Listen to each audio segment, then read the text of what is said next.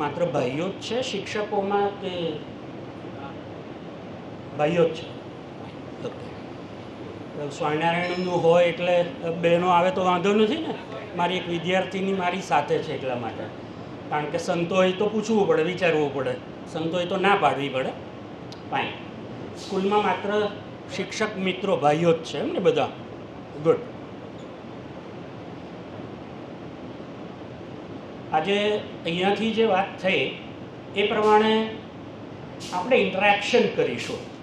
અને ઇન્ટરેક્શનમાં પણ તમને બધાને ખબર છે કે અત્યારની જે પરિસ્થિતિ છે એમાં આપણે કોઈ પણ જગ્યાએ જઈએ, ક્યાંય પણ જમવા માટે જઈએ, નાસ્તો કરવા માટે જઈએ, ઇવન મેરેજીસની અંદર કે કંઈ રિસેપ્શન હોય કે કોઈ ફંક્શન હોય, ત્યાં બધે લાઈવની બહુ ચર્ચા છે. લાઈવ ઢોકળા ને લાઈવ આ ને લાઈવ મોહનથાળ ને, અને આમે સ્વામિનારાયણનું મંદિર હોય, સ્વામિનારાયણ સ્કૂલ હોય એટલે જમવાની વાત હોય, ખાવા પીવાની વાત હોય તો એમાં મજા જ હોય. મને સ્વામિનારાયણ મંદિરને એ બધું એટલા માટે વધારે ગમે છે કે ત્યાં જમવાની બહુ મજા આવે. મારા બહુ બધા મિત્રો સ્વામિનારાયણ ધર્મ પાળે છે અને એમના ઘેર જઈએ એટલે એ ટુ ઝેડ, પહેલેથી શરૂ કરીને મુખવાસ સુધી અપ ટુ ડેટ બધું બહુ સરસ. ખાવાની મજા આવે. સુરત છે એટલે ખાવા પીવાની એવું નથી બોલતો, કારણ કે સ્વામિનારાયણ મંદિરમાં છે. ખાવાની મજા આવે. સ્વામિનારાયણ વાળાઓ એટલે ખાવાની મજા આવે. ફાઇન. તો આજે આપણે લાઈવ કરીશું. તમને બધાને લાઈવ હોય તો વધારે મજા આવે છે ને. એટલે મારી અપેક્ષા એવી છે કે હું પ્રમાણમાં ઓછું બોલીશ અને મુદ્દો અહીંયા આપણે મૂકીશું. તમે કહેશો, હવે એ અનુકૂળતા થઈ શકે કેમ એ મને ખબર નથી. ગુજરાતી ટાઈપ થઈ શકશે ને? કરી શકશો ને? ફાઇન. તો આપણે અહીંયાથી જે એક ઘણી બધી વાત થઈ છે, પરિપ્રશ્નેન સેવયાત, એટલે પ્રશ્નો પૂછી અને એના જવાબો પ્રાપ્ત કરી અને આપણે જ્ઞાન મેળવતા જઈશું. તમે બધા શિક્ષક છો. મને હમણાં અહીંયાથી જે માહિતી મળી એ પ્રમાણે 1992માં આ ગુરુકુલની સ્થાપના થઈ. 1993માં હું સુરતમાં આવ્યો. એટલે તમે બધા લગભગ 30 વર્ષ, ઘણા બધા એવા હશે કે જે 30 કરતાં વધારે વર્ષથી આ સંસ્થામાં હશે અને ઘણા લાંબા સમયથી અહીંયા હશે. લાંબા સમયથી તમે શિક્ષક તરીકે કાર્ય કરી રહ્યા છો. તમે અત્યાર સુધી લગભગ સમજો 3 કે 4 પેઢી તમારા હાથ નીચેથી નીકળી ગઈ હોય એવું બની શકે. તો જે સમય બદલાતો ગયો, પરિસ્થિતિઓ બદલાતી ગઈ, વિદ્યાર્થીઓ બદલાતા ગયા, શિક્ષણ વ્યવસ્થા બદલાતી ગઈ, એ પ્રમાણે ભણાવવાની રીત, ભણાવવાની પદ્ધતિ એમાં પણ આપણે ઘણો બધો બદલાવ કરવો પડ્યો છે. વિદ્યાર્થીઓ બદલાયા એમ વિદ્યાર્થીઓના પ્રશ્નો અને વિદ્યાર્થીઓની સમસ્યાઓ પણ બદલાઈ છે. શિક્ષક તરીકે આપણે વ્યક્તિ તરીકે એ જ છીએ. એઝ અ પર્સન તમે એ જ છો, પણ તમારે તમારી સ્કિલ, તમારા સ્કિલ સેટ એ બધામાં બહુ બધા ચેન્જીસ, ફેરફારો કરવા પડ્યા હશે. હું એવું કહું છું કે અત્યારે આપણે 2026ની સાલમાં જીવીએ છીએ. ઈસુની શતાબ્દીની દ્રષ્ટિએ ગણીએ તો 1900 વર્ષોમાં જેટલા ફેરફારો આવ્યા, 0001 થી શરૂ કરી અને 1900માં જેટલા ફેરફારો આવ્યા એ પછીથી 190 વર્ષમાં આવ્યા. એટલે કે 1990 સુધીમાં, પહેલા 1900 વર્ષોમાં પરિવર્તનો આવ્યા, એ 190 વર્ષમાં આવ્યા.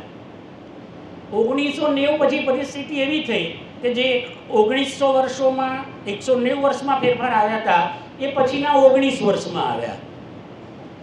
1990 એટલે 2000ની ઉપર થોડું, 2005, 7, 8 ગણી લો.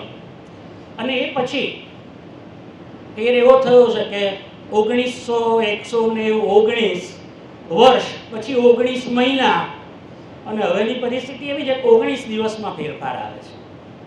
તો વિચારો 1900 વર્ષોમાં કેટલી પેઢી થાય? ઓછામાં ઓછી 50 પેઢી. હવે તમે તમારા જીવનમાં કેટલા પરિવર્તનો જુઓ છો? ઓછામાં ઓછી 50 પેઢીના. તો આટલું બધું જ્યારે બદલાતું રહે છે, ચેન્જીસ થાય છે, ફેરફારો થાય છે. હવે એના ઉદાહરણોની મારે તમને કંઈ જરૂર નથી, તમને બધાને ખબર છે. 2000ની સાલ સુધીમાં મોટાભાગના લોકો પાસે ઘરે પેલો ડબલાવાળો ફોન હતો. હવે તમે અત્યાર સુધી કેટલા પ્રકારના મોબાઈલ વાપરી નાખ્યા? ચલો સામે જ છે. પહેલાં આપણે બધા પેલી કેસેટ્સ વાપરતા હતા. કેસેટ ક્યાં ગઈને, સીડી ક્યારે આવીને, ડીવીડી ક્યારે ગઈને, પેન ડ્રાઈવનું શું થયું અને અત્યારે શું પરિસ્થિતિ છે આપણે બધા જાણીએ છીએ.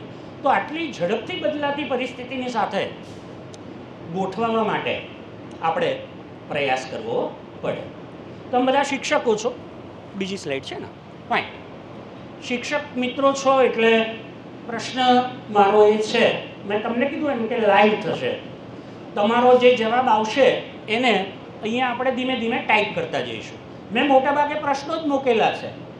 તમારા જે જવાબો આવતા જશે એમાં ઉમેરાતા જશે અને એ પછીથી આપણે પ્રશ્નો, સમસ્યાઓ અને એના ઉકેલો વિશે પણ તમારી પાસેથી જ માહિતી મેળવીશું.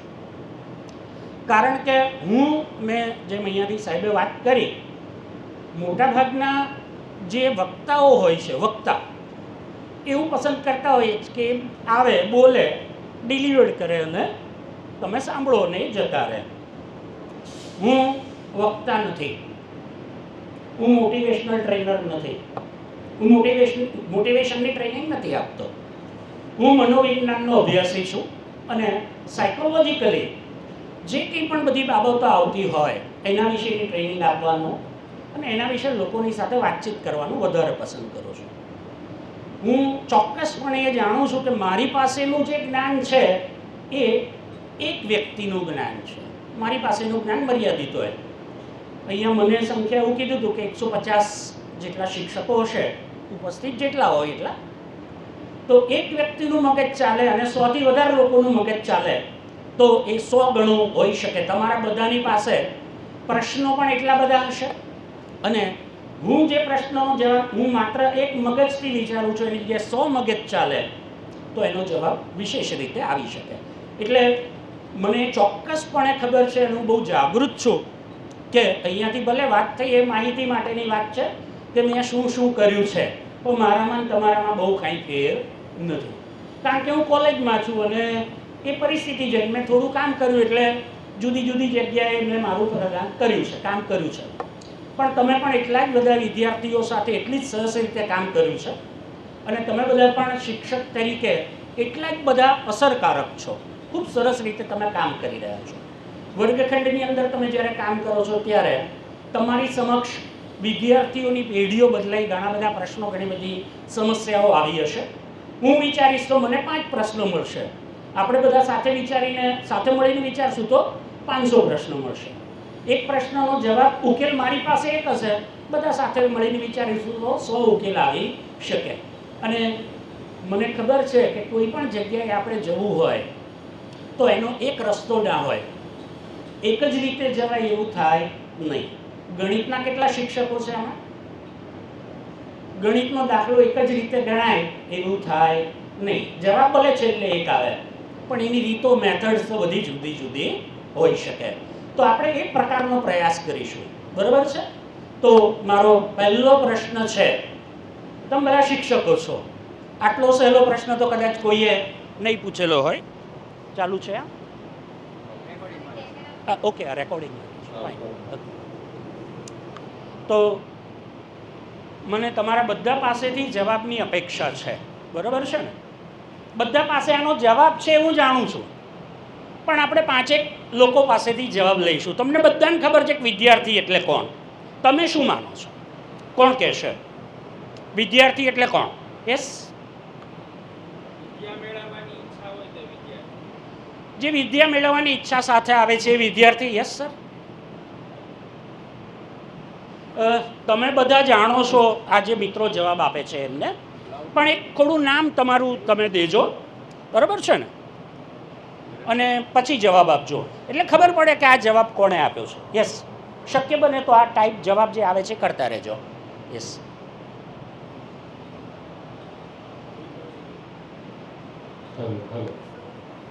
મારું નામ પ્રવીણભાઈ છે. હું અહીંયા ગુરુકુલમાં સૌથી હાર્ડ સબ્જેક્ટ ભણાવું છું ડ્રોઈંગ.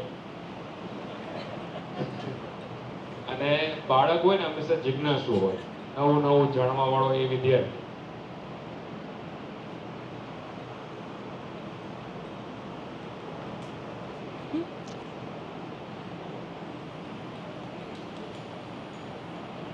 જવાબ પૂરો થઈ ગયો તમારો? Okay, fine. મને એમ કે હજી તમે શરૂઆત કરી એટલા માટે. સ્વામીજી આવ્યા ને એટલે. મારું નામ છે હલો યસ. મારું નામ છે મિલન હિંગુ. મારો જવાબ એવો છે કે વિદ્યાર્થી એક ખાલી પાત્ર છે જેની અંદર સમગ્ર સંસાર જે ઈચ્છે તે ભરી શકે છે. Very good, fine. Yes.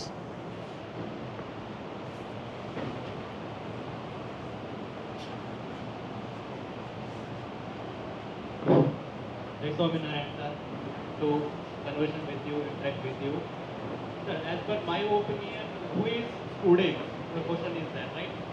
Instead of saying that learner, seeker, ये बोलने से पहले I tell you that today children are future of tomorrow.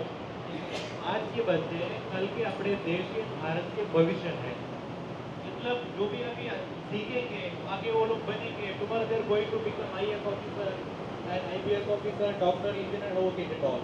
So today's children are tomorrow's future of India and our country. I believe it. Good. Anyone else? બીજા કોઈ? Yes, પાછળ.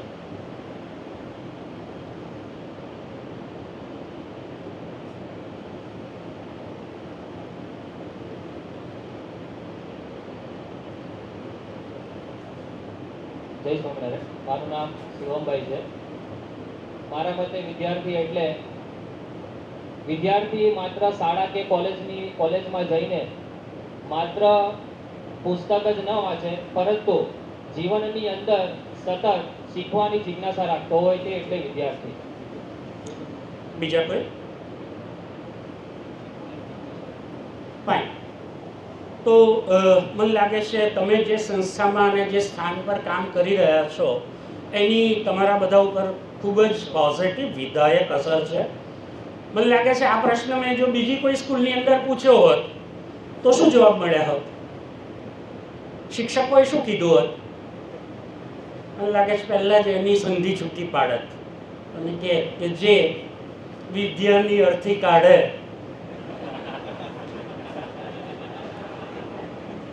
એ વિદ્યાર્થી. પણ તમે બધા બહુ સુંદર વાતાવરણમાં સારી શાળામાં કામ કરી રહ્યા છો, એટલે તમને બધાને અભિનંદન આપી દઉં એકવાર કે આવી સારી સંસ્થામાં કામ કરવાનું તમને મળ્યું છે. અને તમારા સંચાલકોને અને એમને પણ અભિનંદન આપું કે શિક્ષકોને તમે ખૂબ સારી રીતે કાર્ય કરવા માટે પ્રેરિત કરો છો અને એ પ્રકારની ફેસિલિટી પણ આપી રહ્યા છો એવું દેખાય છે. તો વિદ્યાર્થી વિશેની જો આપણે વાત કરવી હોય તો સામાન્ય રીતે આપણે જોઈએ છીએ કે ઘણા બધા જવાબો આવી શક્યા હોત, પરંતુ આપણી પાસે જ્યારે આવે છે અત્યારની પરિસ્થિતિ જે છે એ પરિસ્થિતિમાં જે વિદ્યાર્થીઓ આપણી પાસે આવે છે, હવે સાયકોલોજીકલી જો આપણે એને જોઈએ તો અત્યારે આપણો જે વિદ્યાર્થી છે એ સમસ્યાનું પોટલું છે. બરોબર છે ને?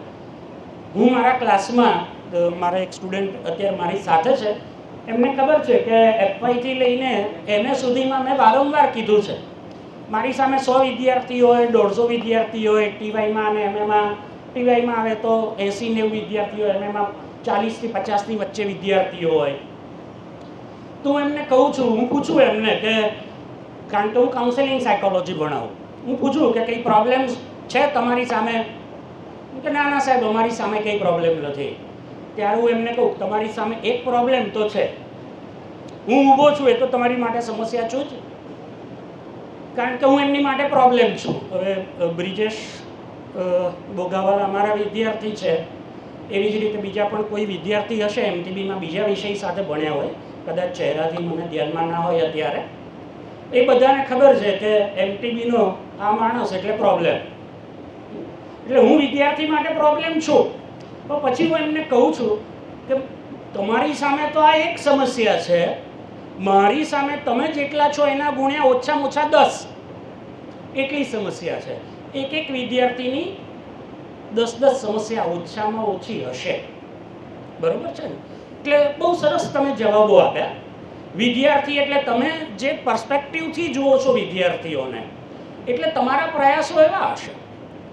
તમે વિદ્યાર્થીને ભવિષ્ય તરીકે જુઓ છો. આગળની સ્લાઇડ હમણાં જે જવાબ આપે એ રાખજો. અહીંયા વિદ્યાર્થી એક પાત્ર છે, જે કરવું હોય તે કરી શકે છે. શિક્ષકે જે કરવું હોય એ કરી શકે. વિદ્યાર્થી એક પાત્ર છે, એની અંદર શિક્ષકે જે ભરવું હોય એ ભરી શકે. વિદ્યાર્થી કેવો થશે એનો આધાર કોના ઉપર છે? શિક્ષકો ઉપર. બરોબર છે ને?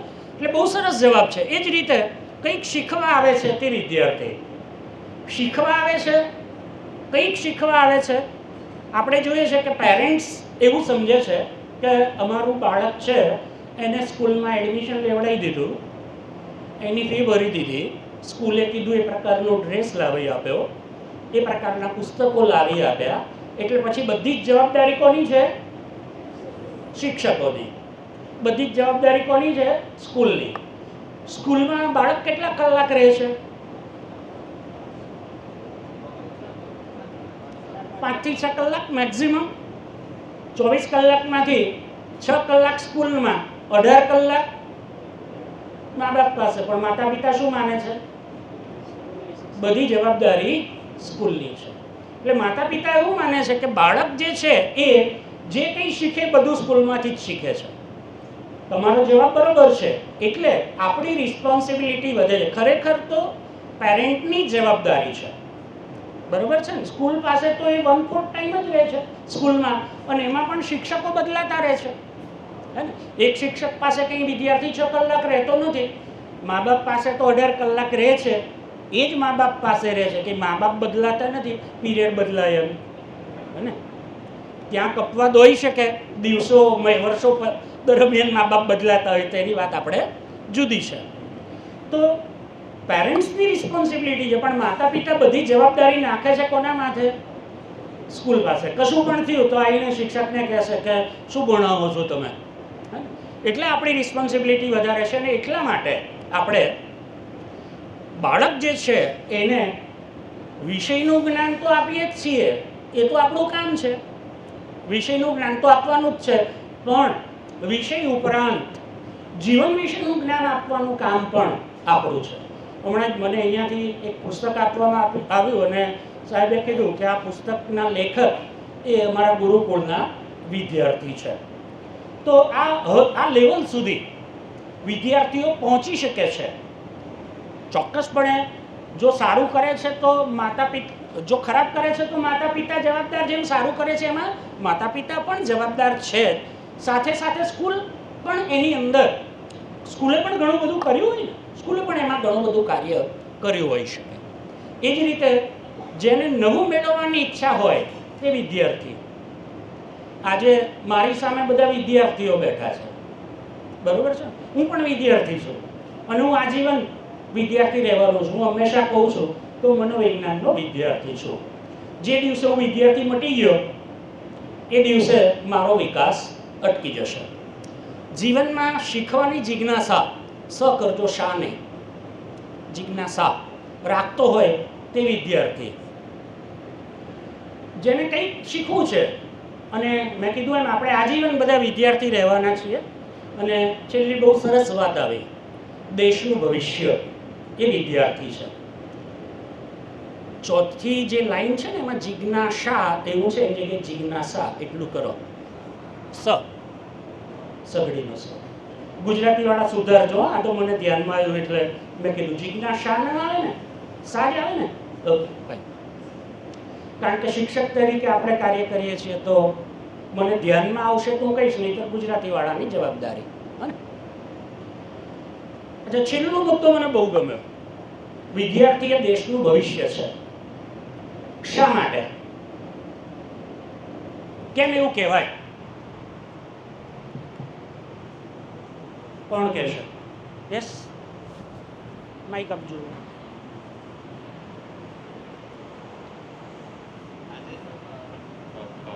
હિરેન પટેલ. આજે તો એ વિદ્યાર્થી છે, પણ આવતીકાલે એ કોઈ ડોક્ટર બનશે, એન્જિનિયર બનશે, કોઈ પોલીસમાં જશે, એ પોતે સીધું કરો. પણ શિક્ષક બનશે અથવા એ કોઈ પણ ફિલ્ડમાં જશે. તો એ જે ફિલ્ડમાં જશે એ ફિલ્ડમાં એ પોતાનું કાર્ય તો કરે છે, પણ સાથે સાથે દેશ માટેની સેવા પણ થાય છે. જેમ કે ડોક્ટર બને છે તો એના થકી કેટલા દર્દીઓનો ઈલાજ કરે છે, બરોબર? એવી રીતે શિક્ષક બને તો એના થકી બીજા વિદ્યાર્થીઓ છે એનું ઘડતર થશે. એક એન્જિનિયર બને છે તો દરેક એન્જિનિયરની અલગ અલગ ફિલ્ડમાં એનું બેસ્ટ આપીને અંતે તો દેશના નિર્માણમાં જ યોગદાન આપે છે, એટલે એને ભવિષ્ય કહી શકાય. યસ, બીજા કોઈ?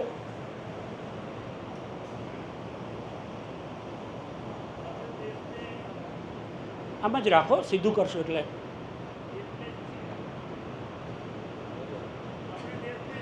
આમ કરો, ચાલુ થઈ જશે. આમ રાખો. યસ, રેન્જ નહીં આવતી હોય. હલો, આપણે દેશને જે દિશામાં લઈ જવો છે એ પ્રમાણેનું શિક્ષણ આપવાની જવાબદારી સરકારની છે. સરકારને જે ધારે કે ભવિષ્યની અંદર આપણે દેશને કઈ દિશામાં લઈ જવો છે એ પ્રમાણેની એ શિક્ષા નીતિ તૈયાર કરે છે. મેકોલોના સમયની અંદર એને મજૂરની જરૂરિયાત હતી, તો એ પ્રકારનું શિક્ષણ મેકોલો એ વખતે હતું. એના કારણે એ વખતે આપણે જોઈએ છીએ કે બધા જ મજૂર જીવન બની ગયા. જે આપણો સુવર્ણ દેશ હતો, એ કહેવાય કે દુનિયાની 34% જીડીપી છે એ એટલું ઇન્ડિયા પેદા કરતું હતું. એની જગ્યાએ અત્યારે આપણે જોઈએ છે ગુલામ જ પેદા કર્યા છે મેકોલો. એના કારણે અત્યારે આપણે જોઈએ 6%, 7% માંડ જીડીપી આપણે પ્રાપ્ત કરી શકીએ છીએ. બરાબર? વિદ્યાર્થી એ દેશનું ભવિષ્ય કહેવાય, દેશનો પાયો છે. દેશને જે દિશામાં લઈ જવું હોય એ રીતે આપણે વિદ્યાર્થીને ઘડવો જોઈએ. એ સરકારની નીતિ છે અને મારી દ્રષ્ટિએ સ્વતંત્ર નીતિ હોવી જોઈએ. આમાં સરકાર બદલાય છે ત્યારે નીતિ પણ બદલાતી હોય. તો જો શિક્ષણ ખાતું સ્વતંત્ર હોય અને એની અંદર એક્સપર્ટ હોય અને એક્સપર્ટ એ પ્રમાણે જો વિદ્યાર્થી ઘડે તો સારા અર્થની અંદર એ સાચો વિદ્યાર્થી બની શકે અને આપણે સારો દેશ બનાવી શકીએ, ભારત વર્ષ બનાવી શકીએ, એવી મારી ઈચ્છા છે. ઇકોનોમિક્સ વાળા છો? અર્થશાસ્ત્ર છે? મેથ્સ? ફાઇન. તો જે વાત હતી, વિદ્યાર્થી એ દેશનું ભવિષ્ય છે. તમે બધા જાણો છો, અને આજકાલ દેશમાં એક ફેશન છે અથવા તો ટ્રેન્ડ છે. આપણા વડાપ્રધાન જે કંઈ બોલે એની પાછળ લાગી પડવાનો. હે ને? એમણે કીધું કે ભાઈ ફ્યુઅલ બચાવવું, એટલે લોકો આજકાલ સાયકલ ને એ બધું સારી વાત છે, ખોટી નથી. તો એમણે એક વાત કરી છે કે આપણે 2047 જ્યારે ભારતની આઝાદીના 100 વર્ષ થાય ત્યાં સુધીમાં આપણા દેશને આપણે વિકસિત રાષ્ટ્ર બનાવવો છે. એટલે જો 2047 સુધીમાં આપણા દેશને આપણે વિકસિત રાષ્ટ્ર બનાવવું હશે તો શું કરવું પડશે? તો અત્યારથી એનું પ્લાનિંગ કરવું પડશે. 2047માં વર્કફોર્સમાં કોણ હશે? આજના વિદ્યાર્થીઓ હશે. કેમ વિદ્યાર્થી ભવિષ્ય છે? તો આજથી 20 વર્ષ પછી હું અને તમે બધા બેઠા બેઠા જોતા હશું, એકચ્યુઅલ વર્ક કોણ કરતું હશે? તો આજનો વિદ્યાર્થી. આજના વિદ્યાર્થીઓને તમે જેવા બનાવશો એવો ભવિષ્યની અંદર દેશ બનશે. હું થોડું જુદી રીતે પણ કહું છું. આજનો વિદ્યાર્થી એક એવી વાત છે કે આજનો વિદ્યાર્થી આવતીકાલનો નાગરિક છે, પણ આજનો વિદ્યાર્થી આવતીકાલનો નહીં, આજનો પણ નાગરિક છે. આજે જે કંઈ પણ સમસ્યાઓ, તકલીફો અથવા તો લાભ મળે છે એ આજે પણ એને મળે છે. જે પ્રોબ્લેમ ફેસ કરવાના છે એને પણ પ્રોબ્લેમ ફેસ કરવાના હોય છે. કાલ ઉઠીને જો પેટ્રોલ મળવાનું બંધ થઈ જશે તો વિદ્યાર્થીને પણ તકલીફ થશે, થાય ને? એટલે આજનો જે વિદ્યાર્થી છે એ આજનો જ નાગરિક છે, દેશનું ભવિષ્ય છે, બરાબર છે. હવે જ્યારે વિદ્યાર્થી દેશનું ભવિષ્ય છે એવું આપણે કહીએ છીએ ત્યારે એ ભવિષ્યને ઘડવાની જવાબદારી જેમની ઉપર છે એવા બધા આપણે. આપણે એમને જે રીતે ઘડીશું, આપણે એમને જે દિશાની અંદર લઈ જઈશું, એ દિશામાં એ લોકો જશે. પ્રશ્ન મારો થોડો હવે એક અલગ છે. યસ, विद्यार्थी जो हमारा दो प्रकार ज्ञान होता है, भौतिक और आंतरिक ज्ञान होता है. ये तो आपके साथ जो बोले कि विद्यार्थी देश के नागरिक है, हिंदी में बोलिए, कोई बात नहीं, हिंदी में करेंगे सब, लेकिन ये सच्ची शिक्षा नहीं दिया जाएगा, यदि उनको कल्चर नहीं मिलेगा तो ये दिशाहीन हो जाएगा. तो दिशा में जाने के लिए उसका हमारे संस्था ने विद्या, सद्विद्या, ब्रह्म विद्या दे रहा है. तो ये प्राप्त करके पहले एक सही नागरिक बनेगा. सही नागरिक बनेगा तो कोई प्रकार का दुष्कर्म करेगा नहीं. तो चाहे कोई भी फील्ड में जाए, डॉक्टर में जाए, इंजीनियर में जाए, कोई भी जाए, करप्शन नहीं करेगा, उसमें बचेगा उसमें. तो इसके लिए हमारे देश का विकास ऑटोमेटिक हो जाएगा. ये मेरा कहना है. ગુડ. મારે જે પ્રશ્ન પૂછવાનો તો એ દિશામાં જ લઈ ગયા છે. તમારી દ્રષ્ટિએ અત્યારે આપણા દેશની ક્રાઇસિસ શું છે? સૌથી મોટી કટોકટી કઈ ભારતની?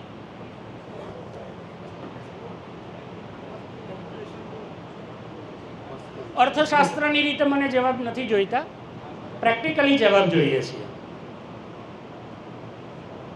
અહીંયાથી એમણે બહુ સરસ એ દિશા ઉઘાડી આપી છે. આ હિન્ટ તમને આપું છું.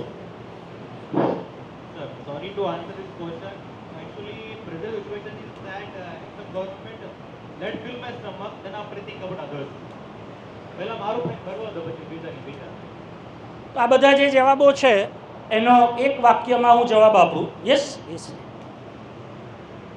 મૂલ્ય અને સંસ્કાર વિનાનું શિક્ષણ કેળવવું. તો જે જવાબ છે એ જ હું આપતો હતો. ક્રાઇસિસ ઓફ કેરેક્ટર, ચારિત્ર એની મોટામાં મોટી ક્રાઇસિસ છે. તમે જો કોઈ પણ પ્રશ્ન એ વસ્તી વધારાનો હોય કે ભ્રષ્ટાચારનો હોય કે છેતરપિંડીનો હોય કે સાયબર ફ્રોડ હોય, કંઈ પણ હોય, એની પાછળનું કારણ છે ક્રાઇસિસ ઓફ કેરેક્ટર. ચારિત્રની કટોકટી છે. અને એ ચારિત્રની કટોકટી જો રહેશે તો દેશ ગમે તેટલી પ્રગતિ કરશે, ગમે તેટલો આગળ વધે. આપણે જાણીએ છીએ કે બધી જ યોજના થાય ને બધું થાય, પણ બ્રિજ બને અને તૂટી પડે, પાણીની ટાંકી બને ને તૂટી પડે. આ સંસ્થા જે કામ કરે છે ને જે આપણે અહીંયાથી વાત કરી, વિદ્યાર્થીઓમાં નૈતિક ચારિત્ર, નૈતિક મૂલ્યો, એનું શિક્ષણ, તો ખરેખર તો શિક્ષણનો ઉદ્દેશ એ છે કે ચારિત્રવાન બને, મૂલ્યવાન બને, દેશભક્ત બને. પણ આપણે જોઈએ છે જેટલો વધારે ભણેલો આઈએએસ ઓફિસર્સ, હે ને, દેશમાં બધી જ સમસ્યાના મૂળમાં હું બહુ એક્સ્ટ્રીમ વિધાન કરું છું, આઈએએસ ઓફિસર્સ છે. જેટલું વધારે ભણેલો એટલો વધારે કરપ્ટ. જેટલી ઊંચી પોઝિશન, રાજકારણીઓને પણ કરપ્ટ બનાવતા હોય તો એ આઈએએસ ઓફિસર્સ છે. કદાચ એક્સ્ટ્રીમ લાગે પણ આપણે એની ચર્ચામાં નથી જવું. કેરેક્ટર ક્રાઇસિસ, જે ચારિત્રની કટોકટી છે એ સૌથી મોટી સમસ્યા છે. અને 2047માં જો આપણે ભારતને વિકસિત રાષ્ટ્ર બનાવવું હોય તો ચારિત્ર્યની કટોકટી જે છે એને નિવારવી પડશે. આપણે દુનિયાના કોઈ પણ દેશમાં, હું ગઈકાલ સાંજે જ ટીવીમાં સમાચાર જોતો હતો, હું તો બોલીશ એવું એક આવે છે એમાં, તો એક ડૉક્ટર અમદાવાદમાં ઘાટલોડિયામાં પાણીની સમસ્યા થઈને એક ડૉક્ટર જવાબ આપતા હતા, એમની સાથે કંઈ ચર્ચા થતી હતી. તો એમણે કીધું હું તો વિશ્વના આ દેશમાં હતો ને ત્યાં આટલું સરસ હતું, નામ હતું, નામ હતું, નામ હતું ને. આપણે દુનિયાના બધા દેશોની વાત કરીએ છીએ, સરસ છે. આપણા ત્યાં એવું કરવા માટેનો આપણે પ્રયત્ન કરતા નથી.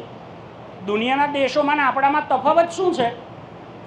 આપણા ત્યાં પર્સનલ કેરેક્ટર બહુ સરસ, વ્યક્તિગત ચારિત્ર બધાનું બહુ સરસ, પણ સામાજિક ચારિત્ર, સમાજનું ચારિત્ર, સિવિક સેન્સ એક રીતે જેને આપણે કહીએ છીએ, એ આપણું બહુ સારું નથી. વિશ્વના દેશોની પરિસ્થિતિ, સિવિક સેન્સ, સામૂહિક ચારિત્ર બહુ સારું, વ્યક્તિગત ચારિત્રની કોઈ ચિંતા નહીં. છે ને, બરાબર આ જ પ્રકારનો ડિફરન્સ છે ને. આપણે ઇન્ડિવિજ્યુઅલી આપણે બહુ જ સારા, આપણું ચારિત્ર, કેરેક્ટર, એટલે બધી જ દ્રષ્ટિથી બને ત્યાં સુધી આપણે ધાર્મિક હોઈએ, આધ્યાત્મિક હોઈએ, ભગવાનમાં માનીએ, પૂજાપાઠ કરીએ, ખોટું ન કરીએ, ખોટું ન બોલીએ, આવું બધું આપણે સ્વીકારીએ. મોટાભાગના લોકો, આપણા દેશના 80% લોકો સારા છે. વિશ્વની અંદર 20% લોકોનું વ્યક્તિગત ચારિત્ર સારું છે, પણ 80% લોકોનું સામાજિક ચારિત્ર, એટલે એ દેશોની અંદર તમને ક્યાંય ગંદકી નહીં દેખાય, આ નહીં દેખાય, તે નહીં દેખાય, ભ્રષ્ટાચાર પ્રમાણમાં ઓછો દેખાશે. આપણા ત્યાં પરિસ્થિતિ વ્યક્તિગત રીતે આપણે બહુ સારા છીએ, પણ જ્યારે સમૂહની સમાજની વાત આવે છે ત્યારે આપણે પરિસ્થિતિ બદલાઈ જાય છે. તો વિદ્યાર્થીની અંદર આપણે જો ચારિત્રનું નિર્માણ કરવું હશે, સામૂહિક ચારિત્ર પણ આપણું સારું રહે, તો એની જવાબદારી આપણા શિક્ષકોની છે, પેરેન્ટ્સની છે, શિક્ષકોની છે. તો આટલી વાત પછી નેક્સ્ટ પ્લીઝ. હવે તમે કીધું કે તમારી પાસે વિદ્યાર્થી એટલે કોણે આપણે જોયું, બરાબર? તમારી પાસે આવનારા જે વિદ્યાર્થીઓ છે એમની ઉંમર શું હોય છે? મને લાગે છે અહીંયા પ્રાથમિકથી લઈને હાયર સેકન્ડરી સુધીના બધા શિક્ષકો છે ને, એટલે 6 વર્ષથી શરૂ કરી અને 16 વર્ષ, 18 વર્ષ, 12 ને 6 18 વર્ષ સુધીના વિદ્યાર્થીઓ આવે છે. ઉંમરની દ્રષ્ટિએ મેં તમને જવાબ આપ્યો, બરાબર? પણ એમની અવસ્થાઓ કઈ કઈ ગણી શકાય? શારીરિક રીતે અવસ્થાઓ અને મનોવૈજ્ઞાનિક રીતે એમના સ્ટેજીસ, અવસ્થા, ઉંમરની અવસ્થાઓ કઈ કઈ તમે એને સમજો છો? કારણ કે અહીંયા મારી સામે જે છે એમાં 6ઠ્ઠા વર્ષથી શરૂ કરીને 18મા વર્ષ સુધી ભણાવવાવાળા શિક્ષક મિત્રો છે, ભાઈઓ બહેનો છે, એટલે મારે બધાને એડ્રેસ કરવા પડશે, બરાબર ને? તો આ બધી જે અવસ્થાઓ છે એ અવસ્થાઓને કઈ કઈ અવસ્થાઓ તરીકે આપણે ઓળખાવી શકીએ? યસ, આ તો બહુ ફટાફટ જવાબ મળવા જોઈએ. યસ, બાલ્યાવસ્થા, કિશોર અવસ્થા, તરુણ અવસ્થા. Very good. તો આ 3 અવસ્થા છે, બાલ્યાવસ્થા, કિશોર અવસ્થા અને તરુણ અવસ્થા. તમારી સામે આવવાવાળા વિદ્યાર્થીઓ કાં તો બાલ્યાવસ્થાના છે, તરુણ અવસ્થાના છે, અથવા તો કિશોર અવસ્થાના છે. કઈ અવસ્થામાં સૌથી વધારે પ્રશ્નો હોય? તરુણ અવસ્થામાં. ફાઇન, એડોલેસન્સ એજ, બરાબર ને? તો આમાં પ્રાથમિકમાં ભણાવે છે એવા ભાઈઓ બહેનો કેટલા છે? ફાઇન, અચ્છા, પ્રાથમિકની વધારે સંખ્યા છે. સેકન્ડરીવાળા, સેકન્ડરી એટલે આજકાલ 8 અને 9, સોરી 9 અને 10, બરાબર છે ને? ઓકે. અને હાયર સેકન્ડરીવાળા? ફાઇન. એટલે આપણી પાસે વિકલ્પ એવા છે, બહુમતી પ્રાથમિકવાળાની છે, બરાબર? તો પ્રાથમિકના પ્રશ્નો પહેલાં લઈએ કે બધા પછી એક સાથે જ લેવા છે? શું કરવું છે? Okay, fine.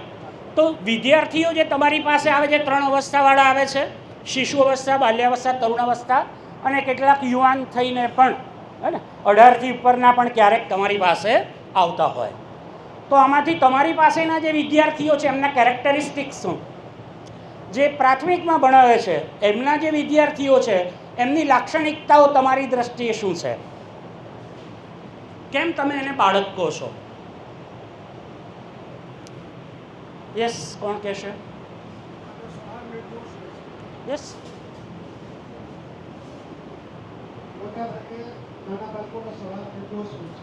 નિર્દોષતા છે. યસ, યસ, જીદ કરે છે, બીજાનું એ બીજાને આપતા રહેજો. યસ,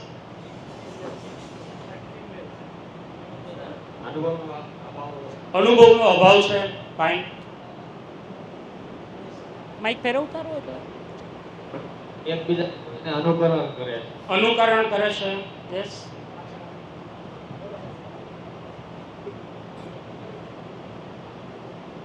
નવું જાણવાની નવું જાણવાની જિજ્ઞાસાનું પ્રમાણ વધારે છે. આપણે કેટલા વાગ્યા સુધી ચલાવવાનું છે? યસ, ભાઈ, તો બહુ સરસ તમારા જવાબો છે, બરાબર છે?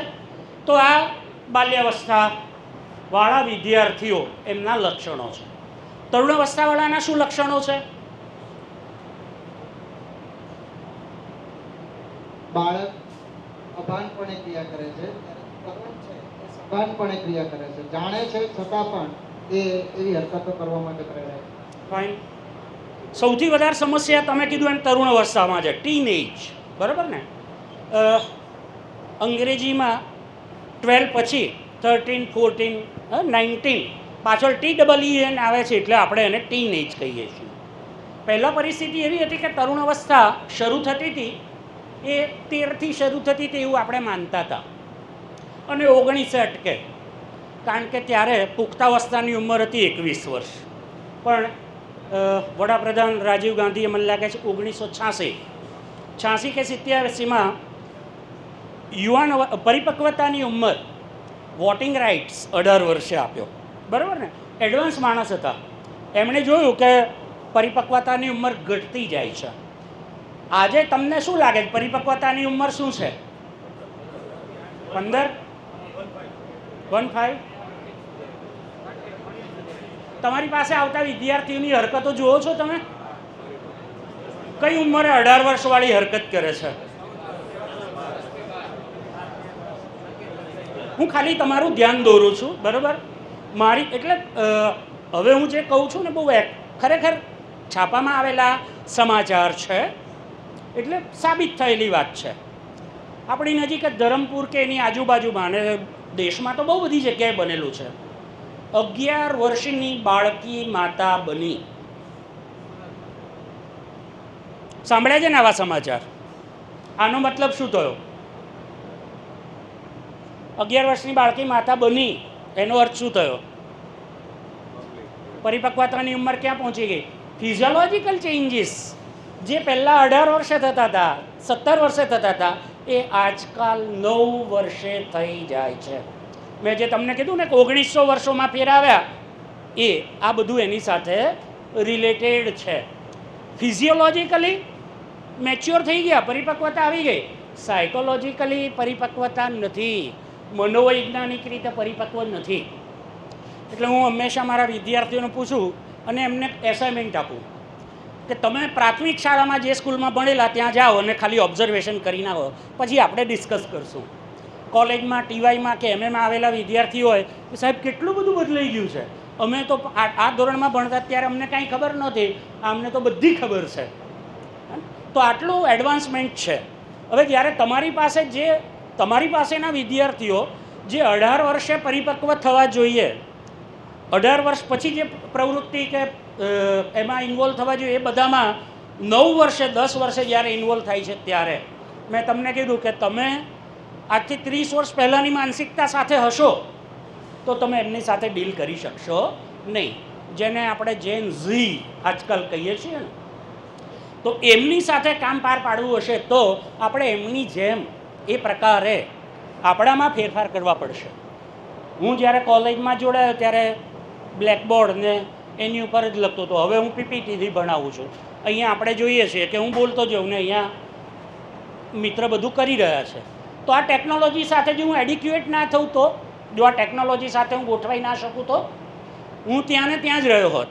એ જ પ્રમાણે આપણે બધાએ શિક્ષક તરીકે આ જે અવસ્થાવાળા વિદ્યાર્થીઓ છે એમની પરિસ્થિતિ, બદલાતા સંજોગો, બદલાતો માહોલ, ઘણા બધા કારણો છે. આપણે કારણોમાં પડવું નથી, કારણો બહુ બધા છે.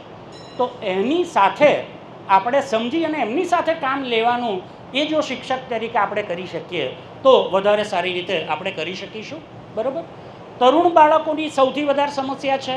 હું હંમેશા એવું કહું છું કે તરુણ અવસ્થા જે છે એ વાવાઝોડાનો સમયગાળો છે. વાવાઝોડું છે એક સામટા. શારીરિક, માનસિક, સામાજિક, આવેગિક, જાતીય બધા જ પ્રકારના પરિવર્તનો, બધા જ પ્રકારના ફેરફારો આવે છે. મારી કોલેજમાં કાઉન્સેલિંગ સેન્ટર ચાલે છે. હું 1998થી કાઉન્સેલિંગ કરું છું. અમારી પાસે જ્યારે વિદ્યાર્થી આવે, પેરેન્ટ્સ આવે, મોટે ભાગે બાળક તરુણ અવસ્થામાં હોય ત્યારે માતા પિતાને બહુ ચિંતા હોય છે, એમને બહુ તકલીફ હોય. પેરેન્ટ્સ આવે ને પૂછીએ કે કઈ ઉંમરનું છે બાળક, એમ કે 13 વર્ષનું થયું, 14 વર્ષનું થયું, 15 વર્ષનું થયું. હું એમને કહું છું જો તમારે ધીરજ રાખી શકો તો 18 વર્ષ સુધી રાહ જુઓ. 18 વર્ષનું થશે એટલે બધા પ્રશ્નો એની મેળે ઓછા થઈ જશે, પરિપક્વતા આવી જશે. હું હંમેશા કહું છું કે આ જે બાળક છે, તરુણ અવસ્થાની જે આપણે વાત કરીએ છીએ, આપણી સામે આવવાવાળા મોટાભાગના વિદ્યાર્થીઓ આ અવસ્થામાં છે અને એમના પ્રશ્નો અને સમસ્યાઓ છે.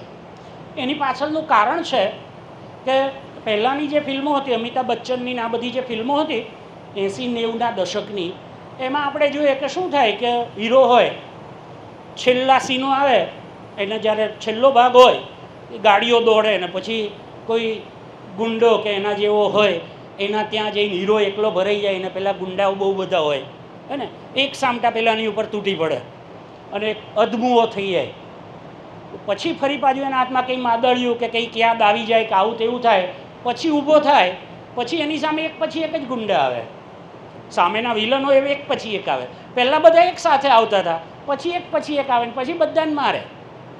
તો આ પરિસ્થિતિ એ પહેલાંના હીરો જેવી છે.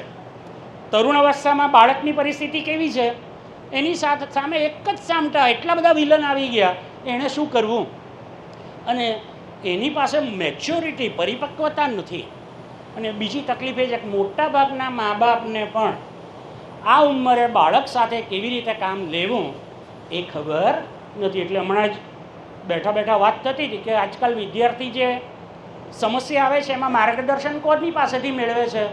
તો કે એના ઉંમરના મિત્ર પાસેથી, વિદ્યાર્થી પાસેથી માર્ગદર્શન મેળવે તો એને શું માર્ગદર્શન મળે?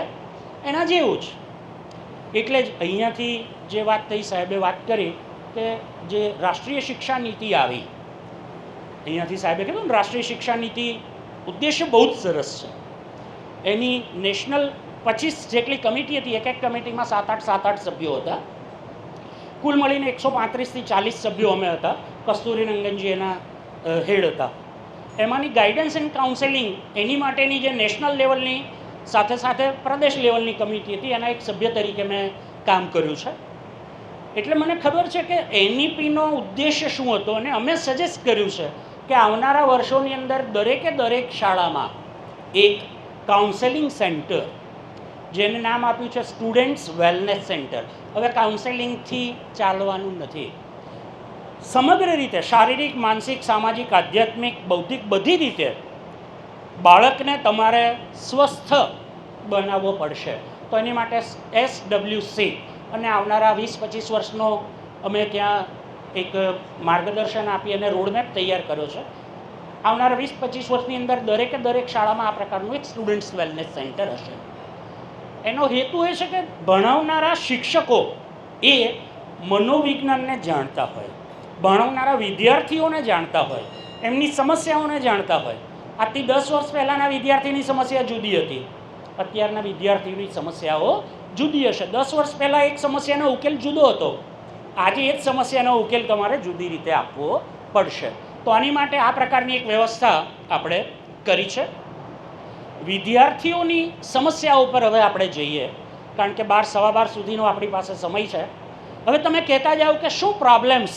હવે આપણે પહેલાં સમસ્યાઓનું લિસ્ટ બનાવી લઈએ, પ્રોબ્લેમ્સનું લિસ્ટ બનાવી લઈએ. આ વ્યવસ્થા મેં એટલા માટે કરી છે કે સમસ્યાનું લિસ્ટ બની જશે, શક્ય એટલા જવાબો આપણે મેળવવા માટેનો પ્રયાસ કરીશું, અને પછી તમે તમારી અંદરની ચર્ચામાં ને એમાં પણ, કારણ કે આ એક વખતની ટ્રેનિંગ નથી એવું સમજીએ આપણે. પ્રોબ્લેમ્સનું લિસ્ટ બનતું જાય ને તમારામાંથી તમને લાગતું હોય કે આનું સોલ્યુશન આવું હોઈ શકે, આનું સોલ્યુશન આ હોઈ શકે, તો ભવિષ્યમાં પણ તમે બધા ભેગા મળી અને એનું ડિસ્કસ, એના ચર્ચા, એના જવાબો એ કરી શકો.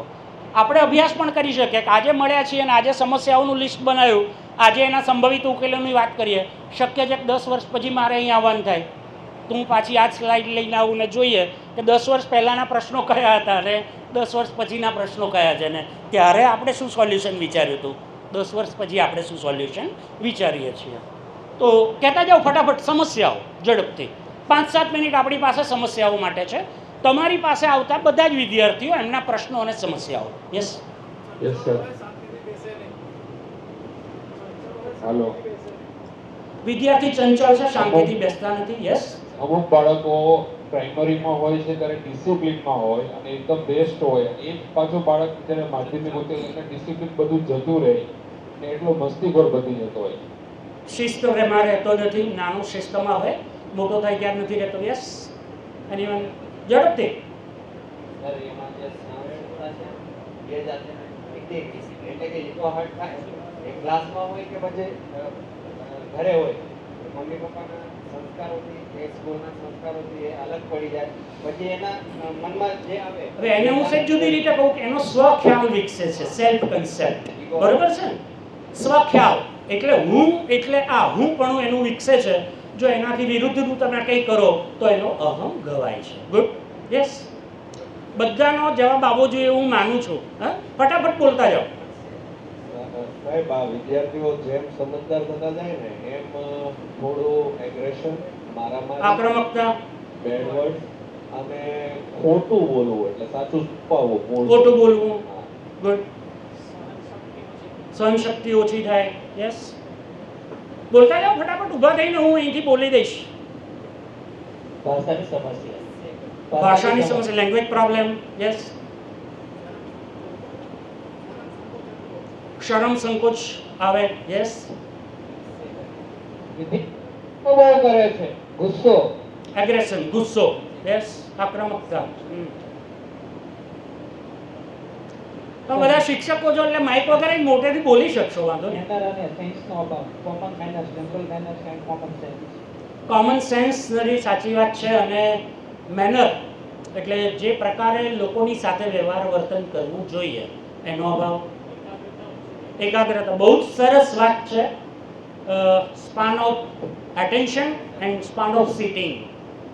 ઉંમર વધવાની સાથે ગ્રુપ વધે છે, ઉંમર વધવાની સાથે ગ્રુપિઝમ વધે છે.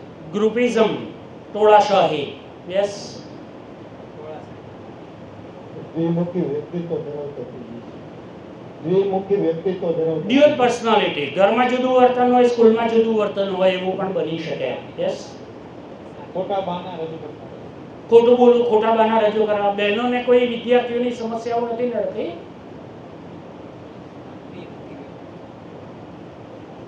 યસ, લોકો વિદ્યાર્થીઓ પોલિટિકલી અને ડિપ્લોમેટિક વધારે બનતા જાય છે. ગુડ.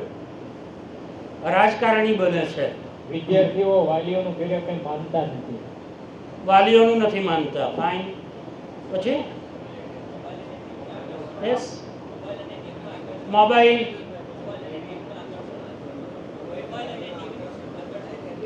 મોબાઈલ અને ટીવીનું આકર્ષણ વધારે, ઉપયોગ વધારે. યસ,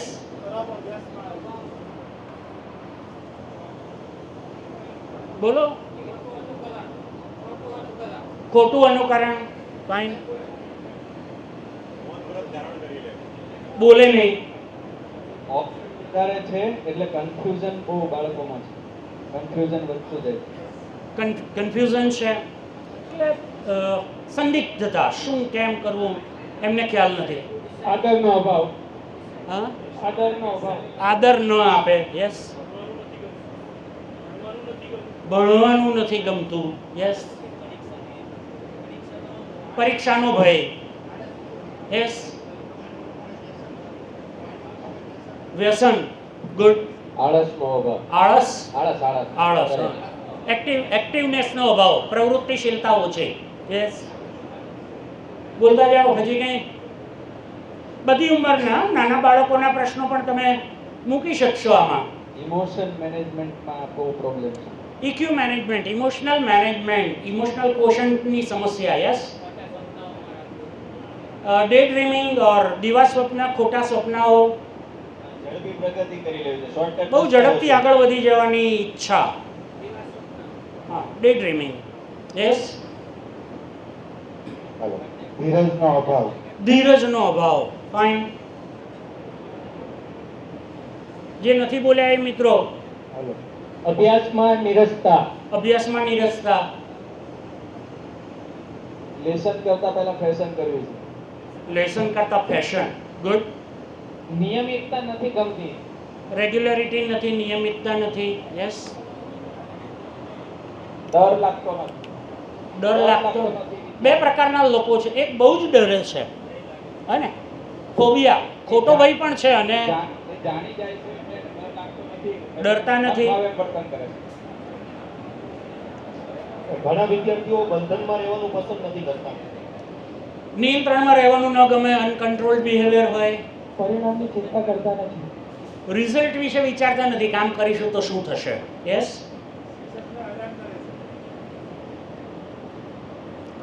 એમનું કહેવું છે કે શિક્ષક વિદ્યાર્થીઓને હેરાન કરે છે, વિદ્યાર્થીઓ શિક્ષકને હેરાન કરે છે, એવું એમનું કહેવું હતું. ને મેં ખાલી બદલ્યું હતું. યસ, તો લિસ્ટ બની ગયું કે છે હજી? યસ, મેમરી, સરસ. Mood swings. યસ, મૌલિકતાનો અભાવ. ઓરિજિનાલિટી, મૌલિકતા નો અભાવ. યસ, બોલો બોલો, ઊભા થઈને કહી દો, વાંધો.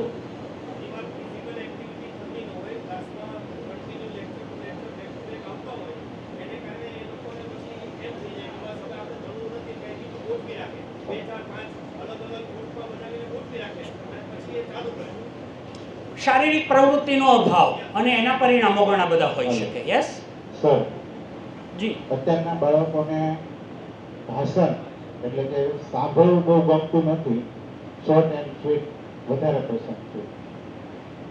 ઓકે,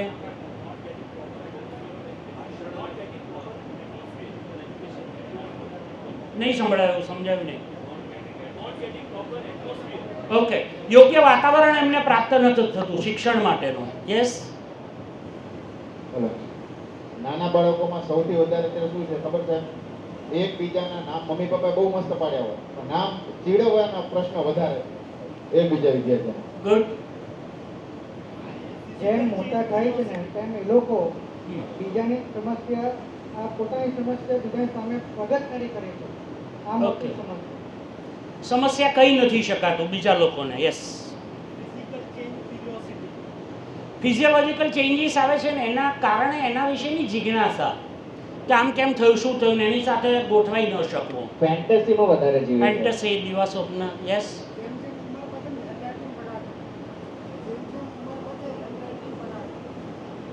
અક્ષરો બગડે છે, ઉંમર વધે એમ અક્ષરો બગડે છે. ફાઇન.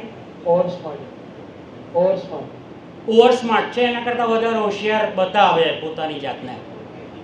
સારી કે નરસી પ્રસિદ્ધિઓ. बदनाम हुए तो क्या हुआ, नाम तो हुआ. પોઝિટિવ કરતા નેગેટિવ જલ્દી એક્સેપ્ટ કરે. નકારાત્મકતાને બહુ ઝડપથી સ્વીકારે. યસ, કોન્ફિડન્સ, લો કોન્ફિડન્સ, આત્મવિશ્વાસનો અભાવ. સરસ.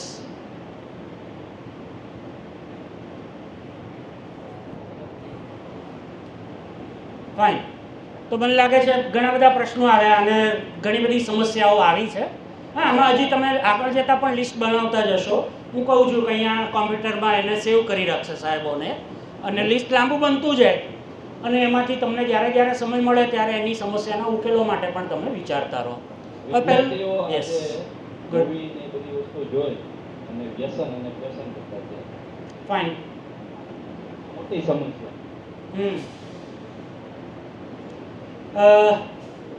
એમણે જે કીધું એમાં એક વાત પછી તમે બોલો બેન.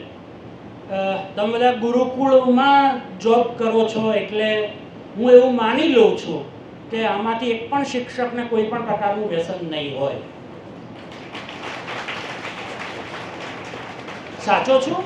એટલે તાલીઓ પાડી. ગુડ. કારણ કે હું જીપીએસસીમાં અને એમાં ઇન્ટરવ્યૂ માટે જતો હોઉં છું. તો જે ક્લાસ 2ના ઇન્ટરવ્યૂઝ હોય અને ખાસ કરીને જીએએસ કેડર, ગુજરાત એજ્યુકેશન, જીઈએસ એટલે જે શિક્ષણ અધિકારીને નિરીક્ષકને આ બધાના જે ઇન્ટરવ્યૂઝ થાય જીપીએસસીની પરીક્ષા પછી, એના ઇન્ટરવ્યૂમાં અમે બેસીએ છીએ ત્યારે અમે એક વાતનું ધ્યાન રાખીએ છીએ કે જે આવે છે ઇન્ટરવ્યૂ આપવા માટે એના દાંત અને એનું મોં અમે જોઈએ છીએ. એના આધારે ખબર પડે કે એને વ્યસન છે કે નહીં. શિક્ષકની એ લાક્ષણિકતા હોવી જોઈએ કે એને પોતાને કોઈ વ્યસન ના હોવું જોઈએ. મેં તમને બધાને એટલા માટે મેં માની લીધું છે, સાચો છું ખોટો એ મને નથી ખબર. એવું બને કે ભાઈ સ્કૂલમાં અમને કોઈ વ્યસન નથી, સ્કૂલના ટાઈમે અમે કંઈ વ્યસન કરતા નથી. પછી તો સ્કૂલની નોકરી ક્યાં છે અમારી? પણ શિક્ષક એ 24 કલાકનો શિક્ષક હોવો જોઈએ. બરાબર? તો જે સમસ્યાઓ, જે પહેલી સમસ્યા છે, ચંચળતા વધારે છે. તમારી સામે આવા વિદ્યાર્થીઓ આવ્યા હોય, બધાની સામે આવ્યા જ હશે ને આવા વિદ્યાર્થીઓ સાથે તમે કામ કર્યું જ હશે. મેં તમને કીધું ને, હું જવાબ આપીશ તો એક જ જવાબ હશે. તમે આવા વિદ્યાર્થીની ચંચળતા ઓછી કરવા માટે શું પ્રયાસ કર્યા? કોઈ આવો કર્યો હોય તો કહો. યસ, મેં જે વાંચ્યું છે હું તમને કહું છું. છાપામાં દર વર્ષે માઘ મહિનો આવે ને ત્યારે આ ગુરુકુળનો હોય છે ને ફોટો, વિદ્યાર્થીઓને સવારમાં પેલું રાત્રે પાણી મૂકીને પછી એનું સ્નાન કરાવડાવે છે. તો આ એક છે. એવી જ રીતે બીજી બહુ બધી એક્ટિવિટીઝ છે કે જેનાથી આ ચંચળતા ઓછી થાય એવું હું માનું છું. બરાબર ને? આ એક પ્રયાસ છે. ગુરુકુળની અંદર જે મને લાગે છે હોસ્ટેલ જેવું કહેતા હશે, તો છાત્રાલયમાં રહેતા વિદ્યાર્થીઓ સાથે આવું થતું હશે. એમની માટે બહુ બધા પ્રયાસો થતા હશે. આપણી સાથે સ્વામીજી પણ છે, એ પણ કહી શકે કદાચ સૌથી વધારે ઓથોરાઇઝડ ચંચળતા ઓછી કરવાના જવાબ માટે એ જ હોઈ શકે. તમારામાંથી તમે શું પ્રયાસો કર્યા? યસ. એને કોઈ પણ પ્રકારનું એક નેતૃત્વ આપવામાં આવે તો એની આ બાબતને આપણે બીજા તોફાની વિદ્યાર્થીને નેતા બનાવી દેવાનો હે ને? ફાઇન. પછી ઘણીવાર નોટી અને હાઈપર એ બે જુદા નથી પડતા. તો નેતૃત્વ આપવામાં ઘણી વખત બહુ તકલીફ થઈ જાય છે. અને એક અનુભવ એવો રહ્યો છે કે એમની ગમતી એક્ટિવિટી જ્યારે આપવામાં આવે ત્યારે વ્યક્તિ સ્થિર થાય છે વિદ્યાર્થી. Very good. એને ગમતું કામ તમે સોંપો. ફાઇન. પછી સૌથી એટલે સ્વામીજી પણ એમાં કદાચ સૂર પુરાઈ શકે, આપણા વિચારોનું નિયંત્રણ અથવા આપણી બધી જ એક્ટિવિટી, ઇવન ફિઝિકલ ઓર મેન્ટલ, એનો સંપૂર્ણ કંટ્રોલ આપણા શ્વાસ ઉપર છે. આપણે બધા કેમ આજે આ પરિસ્થિતિમાં છીએ? કારણ કે આપણે ડીપ બ્રીથિંગ કરતા નથી, ઊંડા શ્વાસોશ્વાસ લેતા નથી. જેટલા ઊંડા શ્વાસ હશે, શ્વાસ પર કામ કરવું પડે. વિદ્યાર્થીઓ જેટલા ઊંડા શ્વાસ લેતા થશે એટલી એમની સમસ્યાઓ ઓછી થશે. શ્વાસમાં જેટલી સ્થિરતા આવશે, આપણા ત્યાં આપણી જે જીવનશૈલી છે એમાં જ રોજ સવારે પ્રાણાયામની વાત છે બધા જ લોકો માટે, કોમન મેન માટે પણ. રેચક, કુંભક, પૂરક, પૂરક, કુંભક અને રેચક. તો આ શ્વાસની ઉપર કામ કરવું એ શ્રેષ્ઠ ઉપાય છે. બાકીના બધા ઘણા બધા જવાબો આવી શકે, પણ મને જે ઉપાય સૂઝ્યો છે આ છે, વિદ્યાર્થીઓ ડીપ બ્રીથિંગ કરતા થાય. આપણે, હું માનું છું ત્યાં સુધી 35 આપણા ફેફસાની જે કેપેસિટી છે ને એના કરતાં 30 થી 35% જ શ્વાસ લઈએ છીએ. બાકીનો 65% ભાગ ઉપયોગ કર્યા વગરનો જાય છે. અહીંયા આપણે પ્રયાસ નથી કરતા, પણ તમે જોજો તમે કેટલો ઊંડો શ્વાસ લઈ શકો છો. જેટલો વ્યક્તિ જેટલો ઊંડો શ્વાસ લેશે એટલી એની ચંચળતા, શારીરિક ક્ષમતા, માનસિક ક્ષમતા, બૌદ્ધિક ક્ષમતા, મેમરી, આ બધા ઉપર જબરદસ્ત ઇફેક્ટ થશે. આજકાલ દુનિયામાં આ પ્રકારના અભ્યાસો થઈ રહ્યા છે, સ્ટડીઝ થઈ રહ્યા છે. બીજા કશા ઉપર નહીં, એને શ્વાસ ઉપર જ કામ કરાવડાવો અને એવા લોકોનું શારીરિક સ્વાસ્થ્ય, માનસિક સ્વાસ્થ્ય, ઇવન સામાજિક સ્વાસ્થ્ય, મેમરીથી લઈને બધું ગજબનું થાય છે. તો આ એક જવાબ મને સૂઝ્યો છે એમની ચંચળતા ઓછા કરવા માટે. સ્વામીજી કંઈ એડ કરવું હોય તો એમાં આપ કહી શકો. યસ. હા, તમે કહી દો પછી આગળ આવો. તો જેટલા પ્રશ્નો લઈને છે સાહેબ, ભારતના દરેક રાજ્યમાં દરેક બાળકમાં આ બધા પ્રશ્નો, ગુજરાતમાં એકલા નથી, બધે જ છે. આ પ્રશ્નો ઊભા થવામાં જવાબદાર તરીકે અમુક વખતે એનો માહોલ ક્રિએટ થાય છે. મને મારું પર્સનલ મંતવ્ય એવું છે કે તમે આ બધી વસ્તુ સુધારવા માટે તમે ડાયરેક્ટ પ્રયત્ન કરશો તો નહીં થાય. દાખલા તરીકે બાળક માથું ઓળીને નથી આવતો, પણ તમે એવી સિસ્ટમ કરો છો કદાચ કે સ્કૂલની બહાર મોટો કાચ મૂકી દો છો, તમારે કહેવાની જરૂર નથી, એની જાતે માથું ઓળી રાખશે. તો અમુક સવાલના જવાબ ટેકનિકલી આવી રીતે આવી શકે છે, મને એટલી ખબર પડે.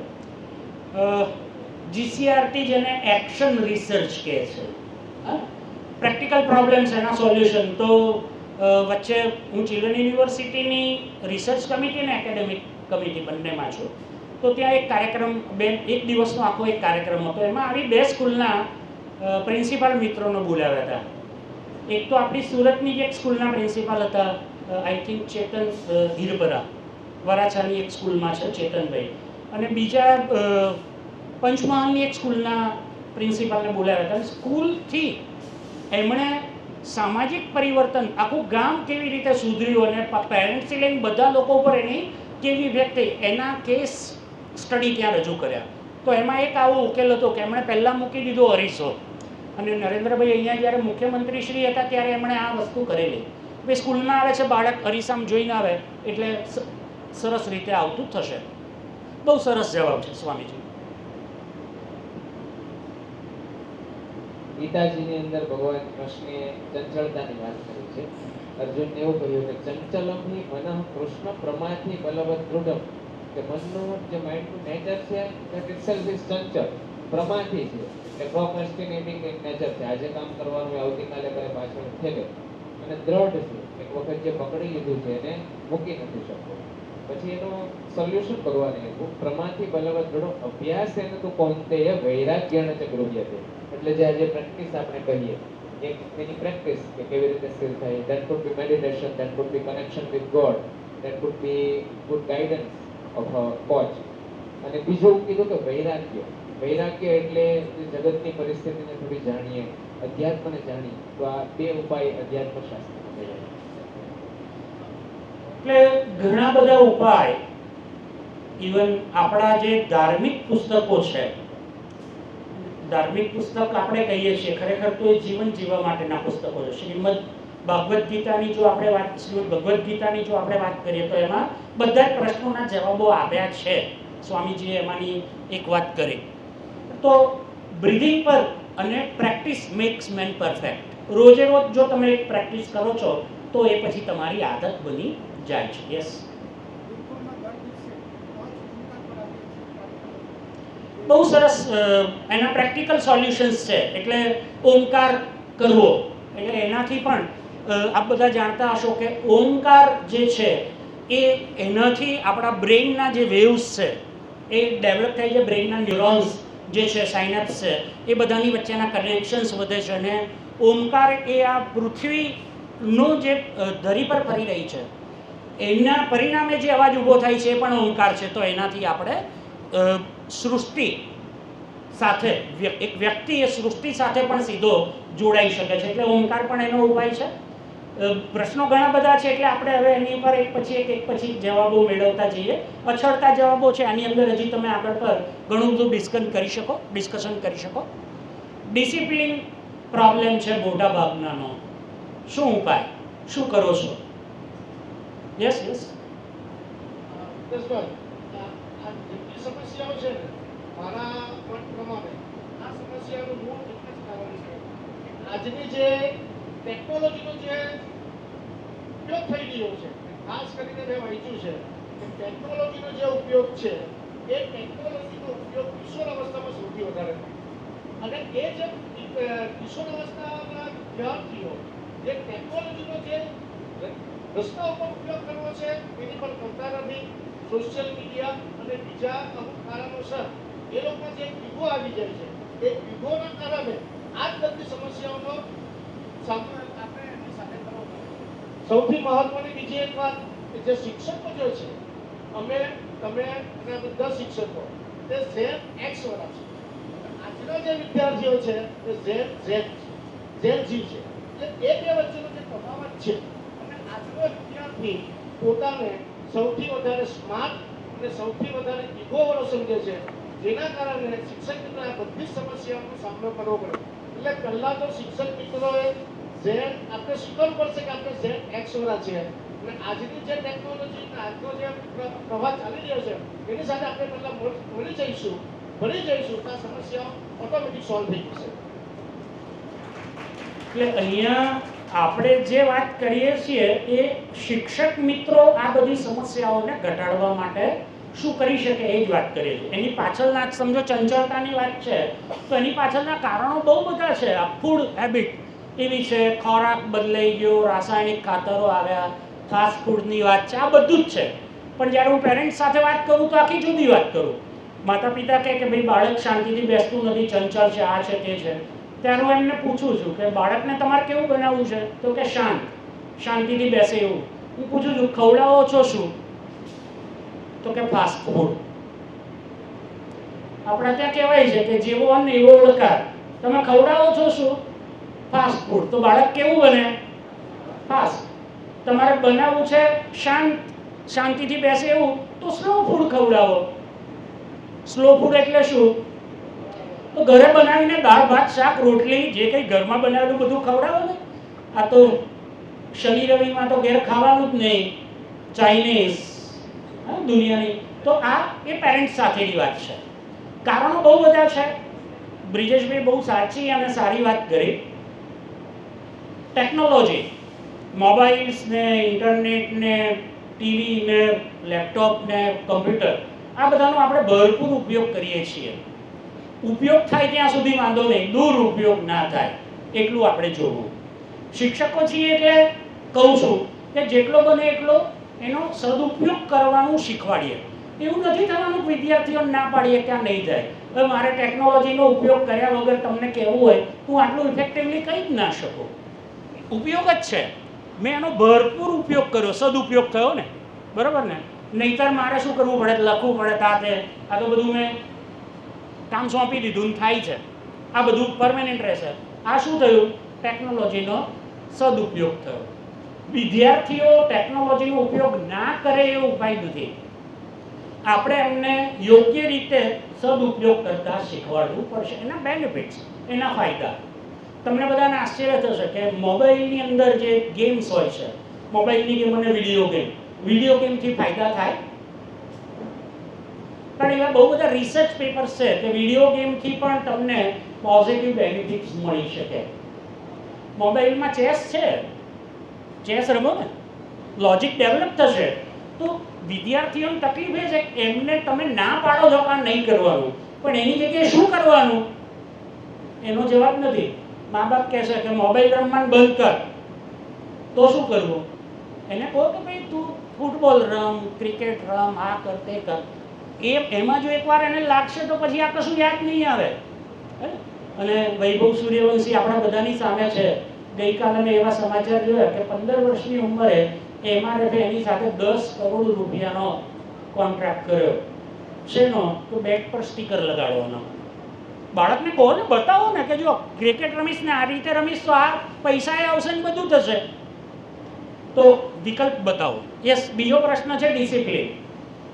કારણો ઘણા બધા છે. ખોરાક એવો છે, મા બાપ, પરિસ્થિતિ એવી છે કે જે જનરેશન છે, માતા પિતા અને બાળકોમાં 2-3 વર્ષનો જ ફેર હોય છે, ઉંમરની દ્રષ્ટિએ નહીં. કેટલીક વાર બાળકો માતા પિતા કરતા મોટા હોય છે સમજણમાં, હે ને? હું મારા ક્લાસમાં વિદ્યાર્થીઓને હંમેશા કહું છું કે મારામાં તમારામાં ફેર કેટલો છે? 5-7 કલાકનો. મને 5 કલાક પહેલા ખબર પડી, તમને 5 કલાક પછી ખબર પડે. બધું જ અવેલેબલ છે ને મોબાઈલમાં. મને 5 કલાક પહેલા એની ખબર પડવી જોઈએ. તો સમસ્યા એ છે કે મા બાપ પોતે જ ડિસિપ્લિનમાં નથી, તો બાળકો કેવી રીતે રહેશે? ગઈકાલે હું એક જગ્યાએ બેઠો હતો, એક દુકાનમાં બેઠો હતો. ચર્ચા થઈ ને પેલા ભાઈ વાતચીત કરી કે આટલા વર્ષો પહેલાં આ ગામ આવું હતું, પછી આ ગામની બધી જમીનો વેચાઈને લોકો દારૂ પીતા થયા, ના થયા ને તે થયા. પછી ધીમે ધીમે એમણે કીધું, લગભગ એમણે કીધું હું 60 વર્ષનો છું, એમ કંઈક 40 વર્ષ પહેલાં આમ હતું તેમ હતું, મને લોકો મુંબઈ લઈ જતા, અમે ત્યાં બિયર પીતા, આમ હતું. હવે તમે જો તમારા બાળકોની સામે આ વાત કરો છો તો બાળકો શું શીખશે? મા બાપ જ કંટ્રોલમાં નથી, મા બાપ ડિસિપ્લિનમાં નથી. હું મા બાપની વાત કરું છું. શિક્ષકોમાં પણ આ સમસ્યાઓ હોય છે. સ્કૂલમાં શિક્ષકો ડિસિપ્લિનમાં હશે તો વિદ્યાર્થીઓ ડિસિપ્લિનમાં રહેશે. ડિસિપ્લિનમાં રાખવા માટે આપણે ડિસિપ્લિનમાં રહેવું સૌથી અગત્યની વાત છે. સમય પ્રમાણે, એટલે અહીંયા શિક્ષકો છો એટલા માટે હું કહું છું, હું ડિસિપ્લિનમાં રહેતો હોઈશ તો આપોઆપ મારા વિદ્યાર્થીઓ ડિસિપ્લિનમાં રહેશે. હું અમુક રીતે વ્યવહાર કરું છું, વર્તન કરું છું, વિદ્યાર્થીઓ કરશે. મા બાપ હોત તો હું એમને કહેત, બરાબર ને? એમણે શું કરવું જોઈએ? ડિસિપ્લિનમાં રાખવા માટે આપણે એમને કહીએ ખોટું નહીં બોલવાનું, અને પછી આપણે ખોટું બોલીએ તો નહીં થશે. આપણે કહીએ મોડું નહીં આવવાનું, અને આપણે ક્લાસમાં 10 મિનિટ પછી પહોંચીએ. આવું નહીં જ થતું હોય. આ ખાલી હું સમજવા માટે કહું છું. યસ. ઈગો હર્ટ થાય, થતા હોય છે વિદ્યાર્થીઓના. તો શું કરો છો? તો એ પ્રેક્ટિકલી કંઈ કર્યું હોય. આપણી પાસે 12:15 સુધીનો સમય છે, એટલે જેટલા જવાબો મેળવાશે એટલા મેળવીશું. પછી પ્રશ્નો છે જ આપણી પાસે. યસ. જાહેરમાં કંઈક કહીએ છીએ ને ત્યારે ઈગો હર્ટ થાય, અને એનું પર્સનલ કાઉન્સેલિંગ ખૂબ જ જરૂરી છે. અને એને અંદરથી ખોલીએ તો ઘણી બધી સમસ્યાઓ બેકગ્રાઉન્ડમાં નીકળે અને પછી જરૂર પડે તો પેરેન્ટ કોન્ટેક્ટ કરીએ અને એવી રીતે એના ઈગોનું સોલ્યુશન જોવા મળતું. પણ એક વાક્યમાં જવાબ આપું છું, વખાણ કરવા હોય તો જાહેરમાં કરવા, ટીકા કરવી હોય તો વ્યક્તિગત કરવી. સારું કર્યું તો બધાની વચ્ચે તાળીઓ વગાડાવો ને એના માટે, એને તમે વખાણ કરો, પ્રોત્સાહિત કરો. પણ એની કંઈ ભૂલ છે, આપણે કરીએ છીએ ઉલટું. આ શિક્ષકનો સ્વભાવ છે. એણે કંઈક ખોટું કર્યું તો જાહેરમાં ઉતારી પાડીએ, અને બહુ સારું કર્યું તો વ્યક્તિગત બોલાવી લો, વાહ શાબાશ, ઉલટું કરો. કારણ કે આ ઉંમરે એવી પરિસ્થિતિ છે કે એને જો એકવાર કંઈક દિલ પર લાગી ગયું, મેં કીધું એમ, અને અહીંયાથી વાત થઈ કે આત્મહત્યા નિવારણ માટેનું હું 1998થી કામ કરું છું. સુરત શહેર પોલીસ સાથે આપણે હેલ્પલાઇન ચલાવીએ છીએ 24/7. રોજના 2 થી 3 પર્સનલ કાઉન્સેલિંગ માટે લોકો ત્યાં આવે છે. અમારા ટ્રેન્ડ કાઉન્સેલર એ કામ કરે છે. ગઈ 21 એપ્રિલે, આના આગળના વર્ષની, એટલે 21 એપ્રિલ 25 કામ શરૂ કરેલું. આ 21 એપ્રિલ 26 સુધીમાં 125 લોકોને રીતસર આત્મહત્યા કરવા જતા હોય, ટ્રેનમાં કૂદવા જતા હોય, પાણીમાં પડ્યા હોય, લટકવાની, એવા 125 લોકો અને બાકીના બહુ બધા લોકોને બચાવ્યા. સ્થિતિ એ છે કે વિદ્યાર્થીઓમાં આત્મહત્યાનું પ્રમાણ વધતું જાય છે અને એની પાછળનું કારણ છે ઈગો, અહમ. તો અહમ એનો ભવાય નહીં એવી રીતે એને પ્રયાસ આપણે ટેકલ કરવો જોઈએ. સહન શક્તિ નથી, બહુ સાચી વાત છે. અમારા મનોવિજ્ઞાનમાં કહેવાય છે ફ્રસ્ટ્રેશન ટોલરન્સ, હતાશાને સહન કરવાની શક્તિ. કારણ કે માતા પિતાએ કોઈ દિવસ એને હતાશા આવવા જ નથી દીધી. મોટા ભાગે આજકાલ આપણે જોઈએ કે સિંગલ ચાઇલ્ડ છે, એટલે આપણી ગુજરાતી કહેવત છે એ પ્રમાણે પાણી માંગે ત્યાં દૂધ આપીએ છીએ. બાળક હજી વિચાર કર્યો ત્યાં તો માતા પિતા લાવી આપે. મારી ઉંમરના જે લોકો છે 55 થી 60 ની વચ્ચેના, આપણે બધા 4, 5, 3, 4 ભાઈ બહેનો હતા. એટલે એક વસ્તુ તમારે જોઈતી હોય તો એની માટે સંઘર્ષ કરવો પડે, બીજાને વધારે જરૂર હોય તો તમને મોડું મળે, એવી પરિસ્થિતિ હતી. અને ક્યાંય પણ કંઈ પણ મેળવવું હોય તો એની માટે સંઘર્ષ કરવો પડતો હતો, પ્રયાસ કરવો પડતો, જાતને સાબિત કરવી પડતી હતી. આજકાલ બાળક એક છે, માતા પિતા બાળક વિચારે ત્યાં તો લાવી આપે છે. એટલે ન મળે ના, આવું સ્વીકારી જ નથી શકતા. તો બાળકને અભાવનો અનુભવ પણ કરાવવો જોઈએ. એક પેરેન્ટ તરીકે પણ આપણે કરાવી શકીએ, જેને ડિલેડ ગ્રેટિફિકેશન તરીકે ઓળખવામાં આવે છે. ચોકલેટ તમે આપો પણ એને કહો કે અત્યારે તને ચોકલેટ આપી, તારે સાંજે ખાવાની છે, અત્યારે નહીં ખાવાની. Delayed gratification. તો આ પ્રકારે એને એ સહન કરતા શીખશે. જે મેં છાપામાં આવે છે વાત કીધું, એટલે એમાં કંઈ વિદ્યાર્થીઓને હેરાન કરવાની વાત નથી, પણ આ શરીર પર આટલું ઠંડુ પાણી પડે અને છતાં તમે એને મક્કમતાથી સહન કરી શકો, તો આ સહનશક્તિનો વિકાસ કરવાની વાત છે. જો એવું શક્ય બને તો સ્વામીજી એવો પ્રયાસ થઈ શકે કે ભાઈ જે લોકોને આવા પ્રકારની ટ્રેનિંગ આપેલી હતી, આટલા બધા વર્ષોથી તમે ચલાવો છો, એમનો જો ડેટા હોય તો એમાં રિસર્ચ કરવાનું મને ગમશે કે આ પ્રકારની ટ્રેનિંગ લીધેલા કેટલા લોકોએ આત્મહત્યા કરી, અથવા અત્યારે કઈ પરિસ્થિતિમાં છે. તો સહનશક્તિ આવી ગઈ. આટલી ઠંડીમાં જો તમે પાણીનું સહન કરતા શીખી શકે, જીવનમાં આવનારા પડકારને તમે સહન કરી જ શકો, હે ને? એટલે આ એક પ્રકારની ટ્રેનિંગ છે. આવું રિસર્ચ આપણે કરી શકીએ છીએ. તો સહનશક્તિ વિકસાવવા માટે બહુ બધા રસ્તાઓ છે, બહુ બધા માર્ગો હોઈ શકે, અને આપણે તો એવા સ્થાન પર છીએ કે એની માટેના માર્ગો આપણને ઘણા બધા પ્રાપ્ત થઈ શકે. ક્લાસની અંદર પણ તમે આવા કોઈક યુનિક વેઝ એ શોધી શકો વિદ્યાર્થીઓમાં. એ જ રીતે ગુસ્સો કરે છે. ગુસ્સામાં એક તો જે અહીંયાથી આપણે વાત કરી બ્રીથિંગ એક્સરસાઇઝ સાથે, આપણને બધાને પણ ગુસ્સો આવે છે, નથી આવતો એવું નહીં, મને પણ ગુસ્સો આવે છે. તો એને કંટ્રોલમાં રાખવા માટે ઘણા બધા માર્ગો છે. એક તો વ્યક્તિને કોઈક ઇમિડિયેટ રિએક્શન ન આપે, એની માટે આપણે સૂચવીએ છીએ કે ગુસ્સો આવે ત્યારે 1 થી 10 કે 1 થી 20 કે 1 થી 50 ગણો પ્રતિક્રિયા આપતા પહેલા 1 થી 50 ગણો અને પછી પ્રતિક્રિયા આપો. તાત્કાલિક રિએક્શન ન આપો. આપણે બધા કેવા છીએ? રિએક્ટિવ.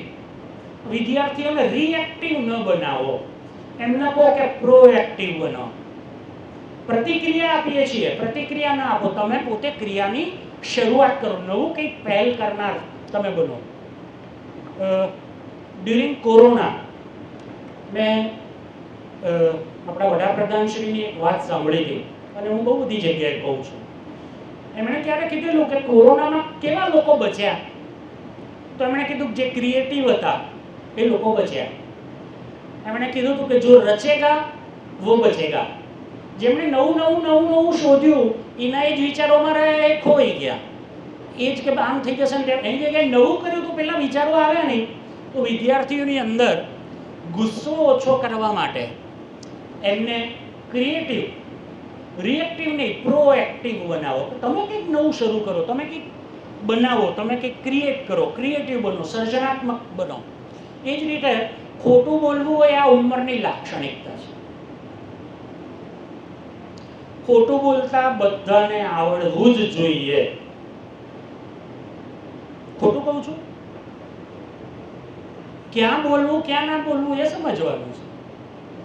આપણને ખબર છે કે ઋષિની વાત છે કે ઋષિ તપ કરતા હતા, બેઠા હતા અને કઈ હરણા આવ્યા અને એક દિશામાં ગયા અને શિકારી આવ્યો, એને પૂછ્યું કે હરણા કઈ બાજુ ગયા, તો કે આ દિશામાં ગયા.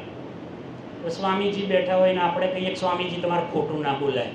ઋષિને એવું કીધું એમના શિષ્ય, ખોટું ના બોલાય, તમે ખોટું બોલ્યા. એમણે કીધું કે જ્યારે આપદ ધર્મ હોય, ધર્મ સંકટ હોય ત્યારે ખોટું ક્યારે બોલવું એ આપણને ખબર હોય. બાળકને આ શીખવાડો, ખોટું ના બોલવું તો એ મરી જશે. એવું કહેવાય છે કે જો તમે 24 કલાક સાચું બોલશો તો તમને ઘરમાંથી કાઢી નાખવામાં આવશે, ઘરમાંથી મોકલી દેશો કે ભાઈ આ ઘરમાં તું નહીં પોસાય. જો તમે 1 અઠવાડિયું સતત સાચું બોલશો તો તમારો દેશ નિકાલ થઈ જશે. અને જો 1 મહિનો સાચું બોલશો તો તમને આ પૃથ્વી પરથી ઉપર પહોંચાડી દેવાશે. હરિશ્ચંદ્ર હજારો વર્ષ થઈ ગયા, ગાંધીજી એ પણ, એટલે ખોટું બોલવું એવું નથી કહેતો, પણ ક્યારે શું બોલવું એટલે પ્રેક્ટિકલ સમજવાની વાત છે. આપણે એવું નહીં કહી શકીએ કે બધું સાચું જ બોલવાનું. ક્યારે ખોટું બોલવું એ વિદ્યાર્થીને શીખવાડો. એક ઉદાહરણ કહીશ. મારો દીકરો અત્યારે તો એ પણ સાયકોલોજીસ્ટ છે અને સાયકોલોજીમાં લેક્ચરર છે, પણ એ અહીંયાની એક સ્કૂલમાં ભણતો હતો, જીવન ભારતી સ્કૂલમાં ભણતો હતો. અમે એને ઘેરથી કીધેલું કે દીકરા ગાળ નહીં બોલાયા, કારણ કે સુરતમાં છીએ એટલે સૌથી વધારે કંટ્રોલ એ જ કરવો પડે. એટલે હું કાઠિયાવાડી ને અમદાવાદી છું, એટલે કાઠિયાવાડમાં જઈએ અને જો અહીંયાની ભાષા બોલે તો મારી ખૂન સુધી પહોંચી જાય ને. એટલે અમે શીખવાડેલું ગાળ નહીં બોલવાની. તો 3જા 4થા ધોરણમાં આવ્યો અને સુરતી કોઈ વિદ્યાર્થી એની સાથે ભણતો હતો, એટલે પેલો ગાળો બોલ્યો. 2-3 દિવસ પછી સ્કૂલમાંથી પ્રિન્સિપાલનો ફોન આવ્યો કે સાહેબ આવજો ને મળી જજો. ગયો તો એમણે દીકરાની નોટ બતાવી, પેલા સામેના વિદ્યાર્થીની નોટ બતાવી.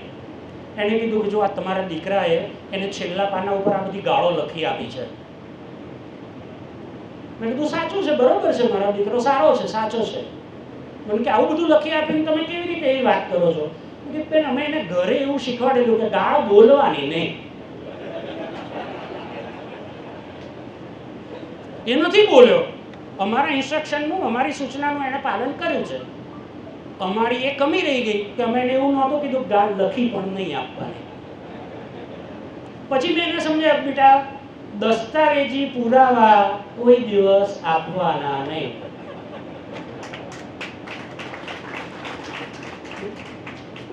તો ક્યારે ખોટું બોલવું ને કેટલું બોલવું એ, કારણ કે એ 3જા 4થા ધોરણનું બાળક તો મા બાપની સૂચનાનું પાલન કર્યું એટલે મારે એને સજા કરવાની? એણે એનું પાલન કર્યું, મારે એને તફાવત જ સમજાવવાનું કે બેટા લખવાની પણ નહોતી, બોલવાની તો નહોતી, લખવાની પણ નહોતી. અમને ખબર નથી કે લખી આપશે. બાળકનું મગજ છે ક્રિએટિવ. એ જ રીતે એકાગ્રતા નથી.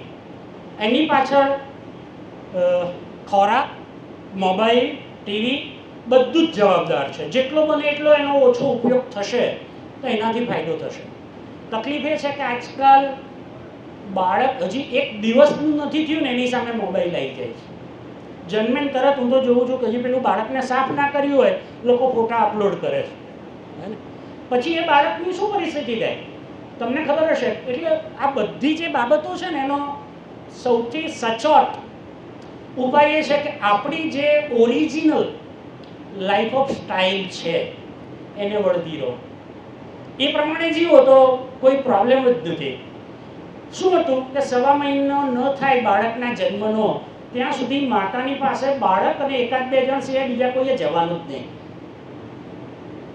આ ઓરિજિનલ હે ને ન જાય એના બહુ બધા કારણો, બહુ બધી એમાં હું 1.5 કલાક વાત કરી શકું તમને.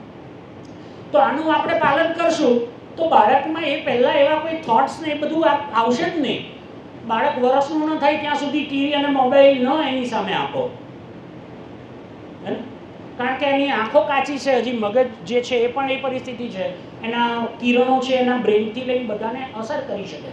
એટલે એક વાક્યમાં ઓરિજિનાલિટી જે છે આપણી જૂની જીવન પદ્ધતિ, લાઈફસ્ટાઈલ, દુનિયા આખી એની ઉપર જાય છે, દુનિયા જઈ રહી છે અને ફાયદો મેળવી રહી છે. એટલે જ આપણને ખબર છે કે દુનિયાના બધા દેશોમાં બધા જ પ્રકારના મંદિરો એનું સ્થાપન થઈ રહ્યું છે. દુબઈને ત્યાં પણ સ્વામિનારાયણ મંદિરો થયા અને અમેરિકાની, ઇંગ્લેન્ડ ને બધી જગ્યાએ.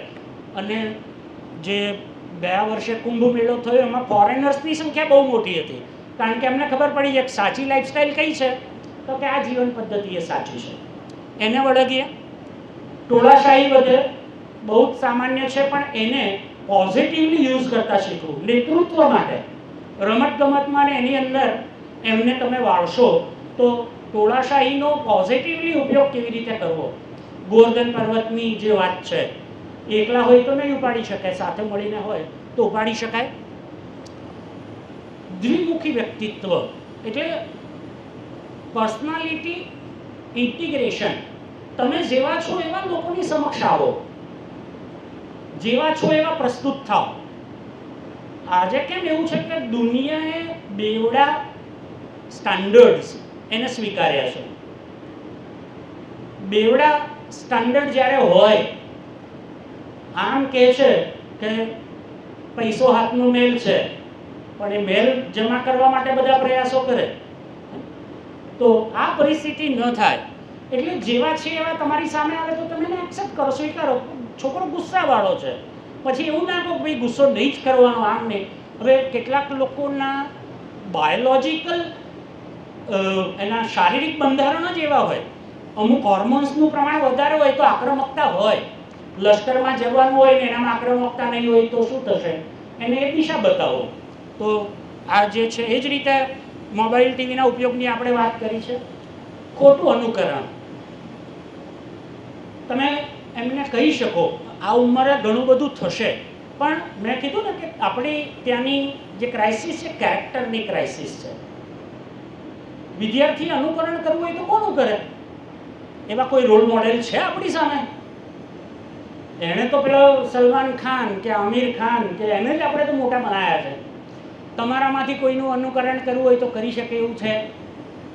તમે રોલ મોડેલ બનો અને કહો આપણે સમાજમાં પ્રતિષ્ઠા કોની વધારી? તો આ બધા લોકોની. ટીવીમાં કોણ આવે છે, જાહેરાતોમાં કોણ આવે છે? એ બધા લોકો આવે છે. પહેલાંની પરિસ્થિતિ શું હતી? મોટો કોણ? તો જેનો જેટલો વધારે ત્યાગ એ મોટો. રાજા પણ ધર્મદંડ એની આગળ ઝૂકતો હતો. તો જે ત્યાગી છે, જે સાધુ છે, જે સંન્યાસી છે, એ મોટા હતા. એમને મહત્વ આપવાનું આપણે શરૂ કરીએ તો એના જેવા બનો. આજકાલ આપણે પૈસાવાળાને, સત્તાવાળાને એને વધારે મહત્વ આપીએ છીએ. એ જ રીતે આદરનો અભાવ બધું જ જ્યાં શીખાય છે એ ઘરમાં પરિસ્થિતિ એવી છે. અને હું હંમેશા કહું છું કે આપણો દેશ 1947માં આઝાદ થયો. એ પહેલાં રાજાશાહી હતી. તો એ પહેલાંના જે લોકો હતા બધા રાજાશાહીમાં જીત્યા. એટલે રાજા નીકળે તો કેમ વર્તવાનું ને જે ઓથોરિટી છે એની સામે કેમ વ્યવહાર કરવાનો, એ પરિસ્થિતિ હતી. 2000 સુધી, 1999-2000 સુધી, લગભગ 50-52 વર્ષ સુધી. કારણ કે એ પેઢી હતી એટલે એમણે એમના બાળકોના અંદર એવા સંસ્કારો આપ્યા, એટલે આદર આપવો અને આને તેને એવું બધું આવ્યું. હવે આપણો દેશ આઝાદ થયાને 80 વર્ષ થવા આવ્યા. લોકશાહી, સ્વતંત્રતા એ ધીમે ધીમે ધીમે ઉતરતી ઘરોમાં અને ઘરોમાંથી બાળકો સુધી પણ પહોંચી ગઈ. એટલે હવે ઘરમાં લોકશાહી છે. પહેલા ઘરમાં કોનું ચાલતું હતું? જે સૌથી વડીલ હોય.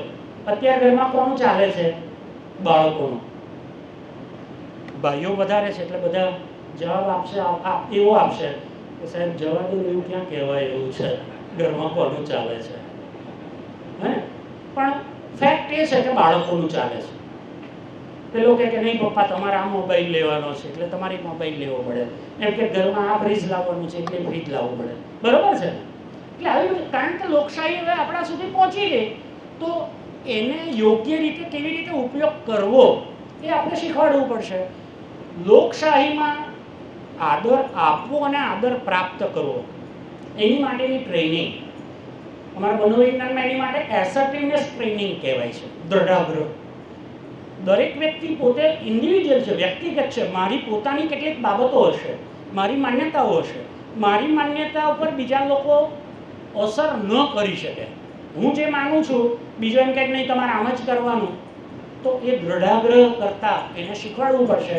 દ્રઢાગ્રહી એવી વ્યક્તિ છે કે જે પોતે બીજાને આદર આપે છે અને પોતાનો આદર જાળવી રાખે છે.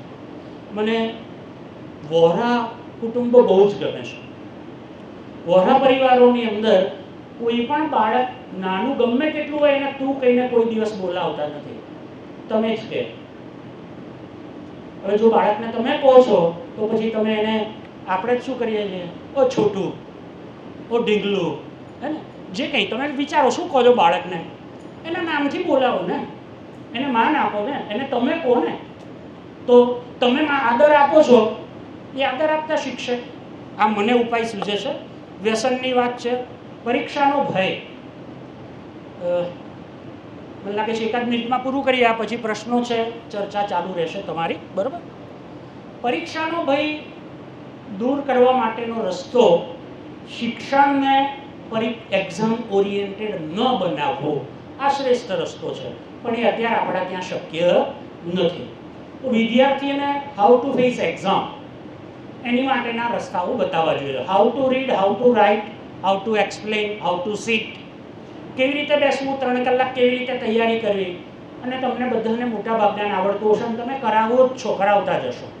જરૂર લાગે તો અમારી પાસે આખી આવી ટીમ છે વિદ્યાર્થીઓ માટે. એની તમારે ટ્રેનિંગ ગોઠવવી હોય તો તમે ગોઠવી શકશો, પણ અમે સજેસ્ટ એવું કરીએ છીએ કે વર્ષની શરૂઆતમાં આ ટ્રેનિંગ આપવી જોઈએ. આપણા દેશના વડાપ્રધાનને બીજું કશો કામ ધંધો જ નથી. તમે વિચારો કયા દેશનો વડાપ્રધાન વિદ્યાર્થીઓ સાથે પરીક્ષા વખતે ચર્ચા કરતો હશે? નરેન્દ્રભાઈ કંઈ કામ ધંધો જ નહીં. વિદ્યાર્થીઓએ પરીક્ષામાં કેવી રીતે એપિયર થવું વર્ષની શરૂઆત, પરીક્ષાની શરૂઆતમાં એ કરે છે. મેં એમને સજેસ્ટ કર્યું છે કે વર્ષની શરૂઆતમાં આ કાર્યક્રમ કરો.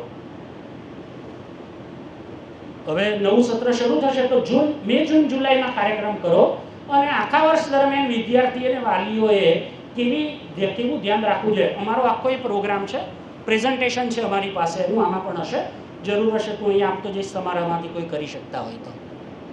તો કેવી રીતે પરીક્ષાનો ભય ન રહે, દૂર કરવો.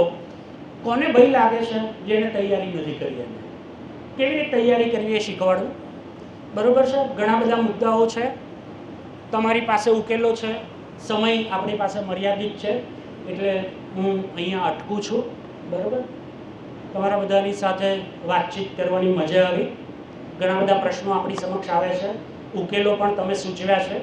મારો વિચાર એવો હતો કે એક પ્રશ્નનો તમારામાંથી ઘણા બધા લોકો પાસેથી પણ ઉકેલ આપણે પ્રાપ્ત કરીએ, પરંતુ સમયના અભાવે આપણે આ રીતે થોડું જવું પડ્યું છે. જ્યારે પણ તમને તક મળે ત્યારે તમે આ લઈને બેસી શકો. સંભવિત ઉકેલો શક્ય છે તો તમે એના જવાબો પણ લખી અને એકબીજાની સાથે શેર કરો. આગળ આચાર્યશ્રીને જે રીતે તમને કે રીતે તમે કરી શકો. સમયની મર્યાદાના કારણે હું અહીંયા